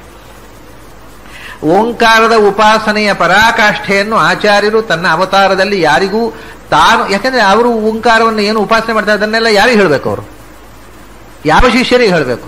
ಯಾವ ಶಿಷ್ಯರಿಗೆ ಹೇಳಿದ್ರೆ ಅವ್ರು ಏನು ಉಪಾಸನೆ ಮಾಡೋ ಸಾಧ್ಯ? ಆಚಾರ್ಯ ಮಾಡಿದಷ್ಟು ಉಪಾಸನೆ ಅವರು ಶಿಷ್ಯರಿಗೆ ಮಾಡೋ ಸಾಧ್ಯ? ಆದ್ದರಿಂದ ಓಂಕಾರದ ಉಪಾಸನೆಯ ರಹಸ್ಯವನ್ನ ಅವರು ತನ್ನ ಶಿಷ್ಯರಿಗೆ ಕೂಡ ಪೂರ್ತಿ ಹೇಳಲಿಲ್ಲ ಅಂತ ನಾರಾಯಣ ಪಂಡಿತರು ಹೇಳ್ತಾರೆ. ಒಬ್ಬ ಶಿಷ್ಯರಿಗೆ ಮಾತ್ರ ಹೇಳಿದ್ರಂತೆ. ಅಂದ್ರೆ ಉಳಿದವರಿಗಿಂತ ಹೆಚ್ಚು, ಪೂರ್ತಿ ಅಲ್ಲ, ಒಬ್ಬ ಶಿಷ್ಯರಿಗೆ ಮಾತ್ರ ಓಂಕಾರದ ಅತ್ಯಂತ ರಹಸ್ಯವಾದ ಉಪಾಸನೆಯ ಮರ್ಮವನ್ನ ಒಬ್ಬ ಶಿಷ್ಯನಿಗೆ ಹೇಳಿದ್ರು. ಅವರು ಮಾತ್ರ ಆ ಎತ್ತರಕ್ಕೆ ಏರಿದರು ಅಂತಾರೆ. ಅದನ್ನು ವಿಷ್ಣು ತೀರ್ಥರು. ಇದು ಮಧ್ವೆಯಲ್ಲಿ ಬಂದಿರುತ್ತೆ. ಬೇರೆ ಯಾವ ಶಿಷ್ಯರಿಗೂ ಅವರು ಓಂಕಾರದ ರಹಸ್ಯವನ್ನು ವಿಷ್ಣು ತೀರ್ಥರಿಗೆ ಹೇಳಿದಷ್ಟು ಹೇಳಲಿಲ್ಲ ಅಂತ ನಾರಾಯಣ ಪಂಡಿತಾಚಾರ್ಯ ಮಧ್ವೆಯಲ್ಲಿ ಹೇಳ್ತಾರೆ. ಮತ್ತೆ ಅವರು ಎಷ್ಟು ರಹಸ್ಯವನ್ನು ಹೇಳಿದರು ಅನ್ನೋದು ತನಗೂ ಗೊತ್ತಿಲ್ಲ ಅಂತಾರೆ. ಆಮೇಲೆ ನಾರಾಯಣ ಪಂಡಿತಾಚಾರ್ಯರು ವಿಷ್ಣು ತೀರ್ಥರಿಗೆ ಅವರು ಹೇಳಿದ ಓಂಕಾರದ ರಹಸ್ಯ ಅದು ನನಗೂ ಗೊತ್ತಿಲ್ಲ. ಸಚಿತ್ತ ವಿಷಯತ್ವಾದ್ವಾ ಗೋಪ್ಯತ್ವಾದ್ವಾ ನ ಕಥ್ಯತೆ ಅಂತ. ನನ್ನ ಚಿತ್ತಕ್ಕೂ ಅದು ಅಗೋಚರ ಮತ್ತು ನನಗೆ ಕೆಲವು ವಿಷಯ ಗೊತ್ತಿದೆ, ಆದರೆ ನಿಮಗೆ ಹೇಳುವಂತಹ ವಿಷಯ ಅಲ್ಲ, ಅದನ್ನು ಹೇಳುವುದಿಲ್ಲ ಅಂತಾರೆ. ಕೆಲವು ವಿಷಯ ಗೊತ್ತಿದ್ದು ಹೇಳುವುದಿಲ್ಲ, ಕೆಲವು ನನಗೂ ಗೊತ್ತಿಲ್ಲ. ಅಂಥ ಓಂಕಾರದ ರಹಸ್ಯವನ್ನು ವಿಷ್ಣು ತೀರ್ಥರಿಗೆ ಮಾತ್ರ ಆಚಾರ್ಯರು ಉಪದೇಶ ಮಾಡಿದರು. ಇನ್ಯಾವ ಶಿಷ್ಯರಿಗೂ ಹೇಳಲಿಲ್ಲ. ಯಾಕಂದ್ರೆ ಹೇಳುವುದು ಪ್ರಶ್ನೆ ಅಲ್ಲ, ಕೇಳೋರ ಉಪಾಸನೆ ಮಾಡ್ತಕ್ಕಂಥ ಎತ್ತರಕ್ಕೆ ಏರುವವರಾಗಬೇಕಲ್ಲ. ಹೀಗೆ ಆ ಓಂಕಾರದ ರಹಸ್ಯವನ್ನು ಪೂರ್ತಿ ತಿಳಿದವರು ಅನ್ನೋದು ಅವರ ಚರಿತ್ರೆಯಲ್ಲಿ ನಾರಾಯಣ ಪಂಡಿತರು ಉಲ್ಲೇಖ ಮಾಡಿದರೆ ಅದನ್ನು ಅವರೇ ಹೇಳಿಕೊಂಡು ಮುನೀಂದ್ರ ಆನಂದ ಸುತೀರ್ಥ ಮುನೀಂದ್ರ ಕೃತ. ಅಂಥ ಭಗವಂತನ ಮೋಕ್ಷಪ್ರದವಾದ ತುರಿಯ ರೂಪವನ್ನು ಸಾಕ್ಷಾತ್ಕರಿಸಿಕೊಂಡವರಲ್ಲಿ ಹಿರಿಯ ಮುನಿಯಾಗಿರ್ತಕ್ಕ ನಾನು ರಚನೆ ಮಾಡಿದ್ದಿದ್ದು. ಇದರ ನಂತರ ಇದೊಂದು ಬಹಳ ವಿಚಿತ್ರವಾದ ಪದ ಇದು. ಆನಂದ ಸುತೀರ್ಥ ಮುನೀಂದ್ರ ಕೃತ ಅನ್ನೋದು ಹಿಂದಿನ ರಿದಮಿನಲ್ಲಿ ಬಂದು ತಕ್ಷಣ ಅವರು ಕುರು ಹುಂಶಚ ಕರ್ಮ ನಿಜಂ ನಿಯತಂ ಆ ಛಂದಸ್ಸಿ ಹೋಗಿಬಿಡ್ತಾರೆ, ತೋಟಕಕ್ಕೆ ಹೋಗಿಬಿಡ್ತಾರೆ. ಹರಿಗೀತಿರಿಯಂ ಪರಮಾದರತಃ ಪರಲೋಕ ವಿಲೋಕನ ಸೂರ್ಯ ನಿಭಾ ಹರಿಭಕ್ತಿ ವಿವರ್ಧನ ಶೌಂಡತಮ ತೋಟಕ ವೃತ್ತಕ್ಕೆ ಬಂದ್ಬಿಡ್ತಾರೆ. ಅಲ್ಲಿಂದ ಸರ್ರಾರ್ಥ ಅದು ವೃತ್ತ ಚೇಂಜ್ ಆದದ್ದೇ ನಮಗೆ ಗೊತ್ತಾಗೋದಿಲ್ಲ. ಯಾಕಂದ್ರೆ ಸಂಗೀತದ ಗುಂಗಿನಲ್ಲಿ ಅಲ್ಲಿ ಚೇಂಜ್ ಮಾಡಿಬಿಟ್ಟಿದ್ದಾರೆ. ಆನಂದ ಸುತೀರ್ಥ ಮುನೀಂದ್ರ ಕೃತ ಹರಿಗೀತಿರಿಯಂ. ಇದಕ್ಕೆ ಹರಿಗೀತಿ ಅಂತ ಅವರು ಹರಿಗಾಥ ಅಂತ ಹೇಳ್ತಾರೆ, ಹರಿಗೀತಿ ಅಂತ ಹೇಳಿ. ಹರಿಗೀತಿರಿಯಂ ಮಾತ್ರಾಬದ್ಧವಾದ ಹಾಡಲಿಕ್ಕೆ ಬಳಸ್ತಕ್ಕಂಥ ಛಂದಸ್ಸಿಗೆ ಗೀತಿ ಛಂದಸ್ಸು ಅಂತ ಹೇಳಿ ಇದಕ್ಕೆ ಹರಿಗೀತಿ ಅಂತ ಆಚಾರ್ಯ ಹೇಳಿದರು. ಹರಿಗೀತಿರಿಯಂ, ಈ ಹರಿಗೀತಿಯನ್ನು ಹರಿಯ ದ್ವಾದಶ ರೂಪಗಳ ಸ್ತೋತ್ರವನ್ನ ಆನಂದ ಸುತೀರ್ಥ ಮುನಿ ರಚನೆ ಮಾಡಿದರು. ಹೇಗೆ ರಚನೆ ಮಾಡಿದ್ರು ಅಂದ್ರೆ ಪರಮಾದರತಃ. ಆದರ ಅಂತಂದ್ರೆ ಭಕ್ತಿ, ಆದರೋ ಭಜನಂ ಭಕ್ತಿ ಅಂತ. ಪೂರ್ಣ ಭಕ್ತಿಯಿಂದ, ಪರಿಪೂರ್ಣವಾದ ಭಕ್ತಿಯಿಂದ ನಾನು ಭಗವಂತನನ್ನ ಸ್ತೋತ್ರ ಮಾಡಿದ್ದೇನೆ ಅಂತ ಹೇಳ್ತಾರೆ. ಈ ಒಂದೊಂದು ನಾಮದಲ್ಲೂ ಭಗವಂತನ ಅನಂತ ಗುಣಗಳನ್ನು ಅನುಸಂಧಾನ ಮಾಡಿಕೊಂಡು ಪರಿಪೂರ್ಣ ಭಕ್ತಿಯಿಂದ ನಾನು ಇದನ್ನು ರಚನೆ ಮಾಡಿದ್ದೇನೆ. ಆದ್ದರಿಂದ ಈ ಸ್ತೋತ್ರದ ಶಕ್ತಿ ಏನು ಗೊತ್ತೋ? ಪರಲೋಕ ವಿಲೋಕನ ಸೂರ್ಯನಿಭಾ. ನಿಮಗೆ ಭಗವಂತನ ಲೋಕ ಕಾಣಬೇಕೋ? ಆ ಭಗವಂತ ಲೋಕವನ್ನು ನೋಡುವುದಕ್ಕೆ ಒಂದು ಟಾರ್ಚ್ ಬಿಡುವ ನಿಮಗೆ. ಇದು ಆ ಟಾರ್ಚ್. ಪರಲೋಕವನ್ನು ತೋರಿಸುವ ಸೂರ್ಯ ಇದು ಈ ಸ್ತೋತ್ರ. ಸೂರ್ಯನ ಬೆಳಕಿನಲ್ಲಿ ಲೋಕಗಳನ್ನು ಕಾಣ್ತೇವೆ. ಭಗವಂತನ ಲೋಕವನ್ನು ಕಾಣಿಸುವ ಸೂರ್ಯ ಇದು. ಪರಲೋಕ ವಿಲೋಕನ ಸೂರ್ಯನಿಭಾ. ಭಗವಂತನ ಲೋಕವನ್ನು ತೋರಿಸುವುದಕ್ಕೆ ಸೂರ್ಯಪ್ರಕಾಶದಂತೆ ಭಗವಂತ ಲೋಕವನ್ನು ಬೆಳಗಿಸಿ ನಿಮಗೆ ಕಾಣಿಸುವಂತಹ ಸ್ತೋತ್ರ ಇದು. ಹರಿಭಕ್ತಿ ವಿವರ್ಧನ ಶೌಂಡತಮ ಅಂತ. ಹರಿಭಕ್ತಿಯನ್ನು ನಿಮ್ಮಲ್ಲಿ ಬೆಳೆಸುವುದಕ್ಕೆ ಅತ್ಯಂತ ಸಮರ್ಥವಾದ ಸ್ತೋತ್ರ. ಇದರ ಒಂದೊಂದು ನಾಮವನ್ನು ಚಿಂತನೆ ಮಾಡಿದರೆ ಹರಿಭಕ್ತಿ ಬೆಳೀತಾ ಹೋಗುತ್ತೆ. ಹರಿಭಕ್ತಿಯನ್ನು ಬೆಳೆಸಿ ಭಗವಂತನ ಲೋಕವನ್ನ ಕಾಣಿಸ್ತಕ್ಕಂಥ ಪರಲೋಕ ಅಂದ್ರೆ ಭಗವಂತನ ಲೋಕವೂ ಹೌದು, ಜ್ಞಾನಸ್ವರೂಪನಾದ ಪರಮಾತ್ಮನೇ ಪರಲೋಕ ಶಬ್ದ ವಾಚ್ಯವಾದ ಭಗವಂತನ ಲೋಕವನ್ನು ತೋರಿಸುವ ಸೂರ್ಯಪ್ರಕಾಶ ಇದು. ಭಗವಂತನ ಭಕ್ತಿಯನ್ನು ಬೆಳೆಸಲಿಕ್ಕೆ ಅತ್ಯಂತ ಸಮರ್ಥವಾಗಿ ಒಂದು ಸೇರಿಸೋದು ಮತ್ತೆ ಪುನಃ 1, 2, 3, 9 ತನಕ ಹೋಗೋದು. ಆದ್ದರಿಂದ ಅಸಂಖ್ಯವಾದ ಸ್ತೋತ್ರವನ್ನು ನಾವು ಹೇಳಿ ಆಯಿತು. ಇನ್ನು ಸಂಖ್ಯೆಯೇ ಇಲ್ಲ, ಇನ್ನು ಹೊಸ ಸಂಖ್ಯೆ ಬರಲಿಕ್ಕಿಲ್ಲ. 9, 9, ಇನ್ನು 10, 11, 12 3 ಸ್ತೋತ್ರಗಳು. ಆಮೇಲೆ ನಾನು ಹೇಳಿದ ಕಂದುಕ ಸ್ತುತಿ ಮತ್ತು ತತ್ವ ಸಂಖ್ಯಾನ ಇದೆಲ್ಲ ಉಳಿದಿರತಕ್ಕಂಥದ್ದನ್ನು ದೇವರು ನಡೆಸಿದರೆ ಡಿಸೆಂಬರ್ ತಿಂಗಳ ಅಂತ್ಯದಲ್ಲೋ ನವೆಂಬರ್ ತಿಂಗಳ ಆರಂಭದಲ್ಲೋ ಯಾವತ್ತೂ ಅಂತ ನಮಗೂ ಗೊತ್ತಿಲ್ಲ. ಅಂತೂ ಪ್ರಾಯ ಸುಮಾರಾಗಿ ಡಿಸೆಂಬರ್ ಅಂತ್ಯ ಮತ್ತು ಜನವರಿ ಆರಂಭದಲ್ಲಿ ಮತ್ತೆ ನಾನು ಈ ಕಡೆಗೆ ಬರಬಹುದು. ಏಕೆಂದರೆ ಗುಲ್ಬರ್ಗಾದಲ್ಲಿ ಮತ್ತು ರಾಯಚೂರಿನಲ್ಲಿ ಆ ಸಮಯದಲ್ಲಿ ಕಾರ್ಯಕ್ರಮ ಇದೆ. ಅದೇ ಸಮಯದಲ್ಲಿ ಅದು ಸುಮಾರು ಹತ್ತಿರ ಆಗತ್ತೆ ಈ ಎಲ್ಲ ಏರಿಯಾ. ಆ ಸಮಯದಲ್ಲಿ ಇಲ್ಲಿಗೂ ಬರುವ ಸಾಧ್ಯತೆ ಇದೆ. ಆಗ ಉಳಿದಿರತಕ್ಕಂಥ ಆ 4-5 ಸ್ತೋತ್ರಗಳನ್ನು ನೋಡೋಣ. ಈ ಬಾರಿ ಈ 20 ದಿವಸಗಳ ಕಾಲ ಆಚಾರ್ಯರ ಗ್ರಂಥಗಳ ಮನನ ಚಿಂತನೆ ಮಾಡುವುದಕ್ಕೆ ಅವಕಾಶ ಮಾಡಿಕೊಟ್ರಿ ನೀವೆಲ್ಲ. ಇದು ನನಗೆ ದೊಡ್ಡ ಲಾಭ. ನೀವು ಇದರಿಂದ ಲಾಭ ಪಡೆಯಬಹುದು, ಬಿಡಬಹುದು, ನನಗೇನು ನಷ್ಟ ಇಲ್ಲ. ನೀವು ಲಾಭ ಪಡೆದರೂ ನನಗೆ ಲಾಭ ಇಲ್ಲ, ನೀವು ಲಾಭ ಪಡೆಯದೇ ಇದ್ರೆ ನನಗೆ ನಷ್ಟ ಇಲ್ಲ. ಅದು ನನಗೆ ದೊಡ್ಡ ಲಾಭ. ಯಾಕೆಂದ್ರೆ ಆಚಾರ್ಯರ ಗ್ರಂಥಗಳನ್ನು ಹೇಳ್ತಾ ಹೇಳ್ತಾ ನನಗೆ ಅಲ್ಲಿ ಹೊಸ ಹೊಸ ಅರ್ಥಗಳು ಕಾಣ್ತವೆ. ಅದು ಹೇಳದೇ ಇದ್ರೆ ಅದು ಕಾಣ್ತಿರ್ಲಿಲ್ಲ ನನಗೂ. ಅಂದ್ರೆ ಆ ಗ್ರಂಥದ ಪ್ರವಚನ ಮಾಡ್ತಾನೆ ಆಚಾರ್ಯರು ಈ ಒಂದು ಹೊಸ ಅರ್ಥ ಹೇಳಪ್ಪ, ಇಲ್ಲಿ ಇದಕ್ಕೆ ಹೀಗೆ ಅರ್ಥ ಹೇಳು ಅಂತ ಹೇಳ್ತಾ ಇರ್ತಾರೆ. ಹಾಗಾಗಿ ಪ್ರವಚನ ಮಾಡುವ ಮೂಲಕ ನನಗೆ ಆಚಾರ್ಯರು ಪಾಠ ಮಾಡ್ತಾ ಇರ್ತಾರೆ. ಅದನ್ನು ಆಚಾರ್ಯರಿಂದ ಪಾಠ ಕೇಳಿಸಿಕೊಳ್ಳುವುದು ನಾನು ಪ್ರವಚನ ಮಾಡುವಾಗಲೇ. ಅವಾಗ ಅವರು ಒಳ ಕೂತು ಇದೊಂದು ಅರ್ಥ ಹೇಳಪ್ಪ, ಹೇಳಿಬಿಡು, ಈಗ ಅದು ಅರ್ಥ ಆಗದಿದ್ದು ದೊಡ್ಡಿಲ್ಲ, ಹೇಳಿಬಿಡು ಕೇಳುವರಿಗೆ ಅಂತ ಹೇಳ್ತಾರೆ ಒಮ್ಮೊಮ್ಮೆ. ಹಾಗೆ ಅವರು ಒಳ ಕೂತು ಆಚಾರ್ಯರು ಹೊಸ ಹೊಸ ಅರ್ಥವನ್ನು ಹೊಳೆಸ್ತಾರೆ. ಅಂತಹ ಹೊಳೆಸುವುದಕ್ಕೆ ಅವಕಾಶ ಸಿಕ್ಕಿದ್ದು ಹೀಗೆ ಹೇಳುವುದರಿಂದ. ಸ್ವಾಧ್ಯಾಯ ಪ್ರವಚನೇ ಏವೇತಿ ನಾಕೋ ಮೌದ್ಗಲ್ಯ, ದೊಡ್ಡ ತದ್ಧಿ ತಪಸ್ತದ್ಧಿತಪ ಅಂತ ದೊಡ್ಡ ತಪಸ್ಸನ್ನು ನನ್ನಿಂದ ಮಾಡಿಸಿದ್ರಿ. ಶಾಸ್ತ್ರ ಪ್ರವಚನ ಅನ್ನುವುದು ತಪಸ್ಸುಗಳಲ್ಲೇ ದೊಡ್ಡ ತಪಸ್ಸು ಅಂತ ಉಪನಿಷತ್ತು ಹೇಳುತ್ತದೆ. ಆ ತಪಸ್ಸನ್ನ ಮಾಡಿಸಿ ಹೇಗೆ ತಪಸ್ಸು ಮಾಡ್ತಾನೆ ನೋಡೋಣ ಅಂತ ಬಂದು ಕೂತು ಸಂತೋಷಪಟ್ರಿ. ಆ ರೀತಿಯಿಂದ ಆಚಾರ್ಯರ ನೆನಪು, ಆಚಾರ್ಯರು ಬರೆದ ಗ್ರಂಥಗಳ ಹೊಸ ಬಗೆಯ ಚಿಂತನೆಗೆ ನನಗೆ ಪ್ರೇರಣೆ ನೀಡಿದ ನಿಮಗೆಲ್ಲ ನನ್ನನ್ನು ಬಂದಾಗೆಲ್ಲ ಯಾವಾಗ ಬರ್ತೀರಿ ಅಂತ ಕೇಳಿ ಬಹಳ ಪ್ರೀತಿಯಿಂದ ಮನೆಯ ಒಬ್ಬ ಸದಸ್ಯನಂತೆ ಕಾಣುವ ರಾಘವೇಂದ್ರ, ಅವರ ತಂದೆ ತಾಯಿ ಎಲ್ಲ ಈ ಮನೆಯ ಮಂದಿ, ಇವರು ತೋರಿದ ಪ್ರೀತಿ ನಿಮಗೆ ಅರ್ಥ ಆಗಿರುವ ಒಂದು ಸಾಮಾನ್ಯ ಒಂದು ಚಟ ಇರ್ತದೆ ಉಪನ್ಯಾಸ ಮಾಡೋರಿಗೆ. ಎಲ್ಲಿ ಹೆಚ್ಚು ಜನ ಸೇರ್ತಾರೋ ಅಲ್ಲಿ ಹೋಗೋದು. ಅಲ್ಲಿ ತುಂಬ ಜನ ಬರ್ತಾರೆ, ಇಲ್ಲಿ ಬರೀ 10-20 ಜನ, ಒಂದು 10 ಜನ ಕೂತಿರ್ತಾರೆ. ಹಾಗೆ ಅನಿಸುವುದಿಲ್ಲ ನನಗೆ. 10,000 ಜನ ಇದ್ದಲ್ಲಿಯೂ ಒಮ್ಮೊಮ್ಮೆ ಒಳ್ಳೆ ಚೆನ್ನಾಗಿ ಮಾತಾಡುವಂತ ಅನಿಸುವುದಿಲ್ಲ. ಒಮ್ಮೊಮ್ಮೆ 4 ಜನ ಇದ್ದಲ್ಲಿಯೂ ಹೆಚ್ಚು ಹೃದಯ ಬಿಚ್ಚಿ ಮಾತಾಡುವಂತ ಅನ್ನಿಸ್ತದೆ. ಅದು ಅಲ್ಲೆಲ್ಲಿಯ ವಾತಾವರಣ ಕಾರಣ, ಜನಸಂಖ್ಯೆ ಕಾರಣ ಅಲ್ಲ. ತುಂಬಾ ಜನ ಇದ್ದಲ್ಲಿಯೂ ಒಮ್ಮೊಮ್ಮೆ ಮಾತಾಡ್ಲಿಕ್ಕೆ ಇಷ್ಟ ಆಗುವುದಿಲ್ಲ ನನಗೆ. ಎಲ್ಲ ಕಡೆಯಿಂದ ಅಲ್ಲ, ಕೆಲವೊಮ್ಮೆ ತುಂಬಾ ಜನ ಸೇರಿದಲ್ಲಿ ಎಷ್ಟೋ ಸಂದರ್ಭಗಳಲ್ಲಿ ಸಾವಿರ ಸಂಖ್ಯೆ 10,000 ಜನ ಸೇರಿದಲ್ಲಿ ನಾನು 2 ನಿಮಿಷ ಮಾತಾಡಿ ಮುಗಿಸಿದ್ದುಂಟು. ಯಾಕೆಂದ್ರೆ ಅಲ್ಲಿ ಸ್ಪಂದನ ಆಗುವುದಿಲ್ಲ. ಕೆಲವೊಮ್ಮೆ 10 ಜನ ಇದ್ದಲ್ಲಿ ತಾಸುಗಟ್ಟಲೆ ಮೈಮರೆತು ಮಾತಾಡಿದ್ದುಂಟು. ಅಂಥ ವಾತಾವರಣ ಇಲ್ಲಿ ಇದೆ. ನಿಮ್ಮೆಲ್ಲರ ಪ್ರೀತಿಯಿಂದ ನಾನು ಮತ್ತೆ ಆಚಾರ್ಯರ ಮತ್ತು ಭಗವಂತನ ಚಿಂತನೆಗೆ ಅನುವು ಮಾಡಿಕೊಟ್ಟದ್ದಕ್ಕೋಸ್ಕರ ನಿಮಗೆಲ್ಲರಿಗೂ ಅಭಿನಂದನೆಯನ್ನು ಸಲ್ಲಿಸಿ, ಭಗವಂತ ನಿಮಗೆ ನಮಗೆ ಎಲ್ಲರಿಗೂ ಭಗವಂತ ಆಚಾರ್ಯ ಮಧ್ವರು ಅನುಗ್ರಹ ಮಾಡಲಿ ಅಂತ ಪ್ರಾರ್ಥಿಸಿ ನಾನು ನನ್ನ ಮಾತುಗಳನ್ನು ಮುಗಿಸ್ತಾ ಇದ್ದೇನೆ. ನಮಸ್ಕಾರ.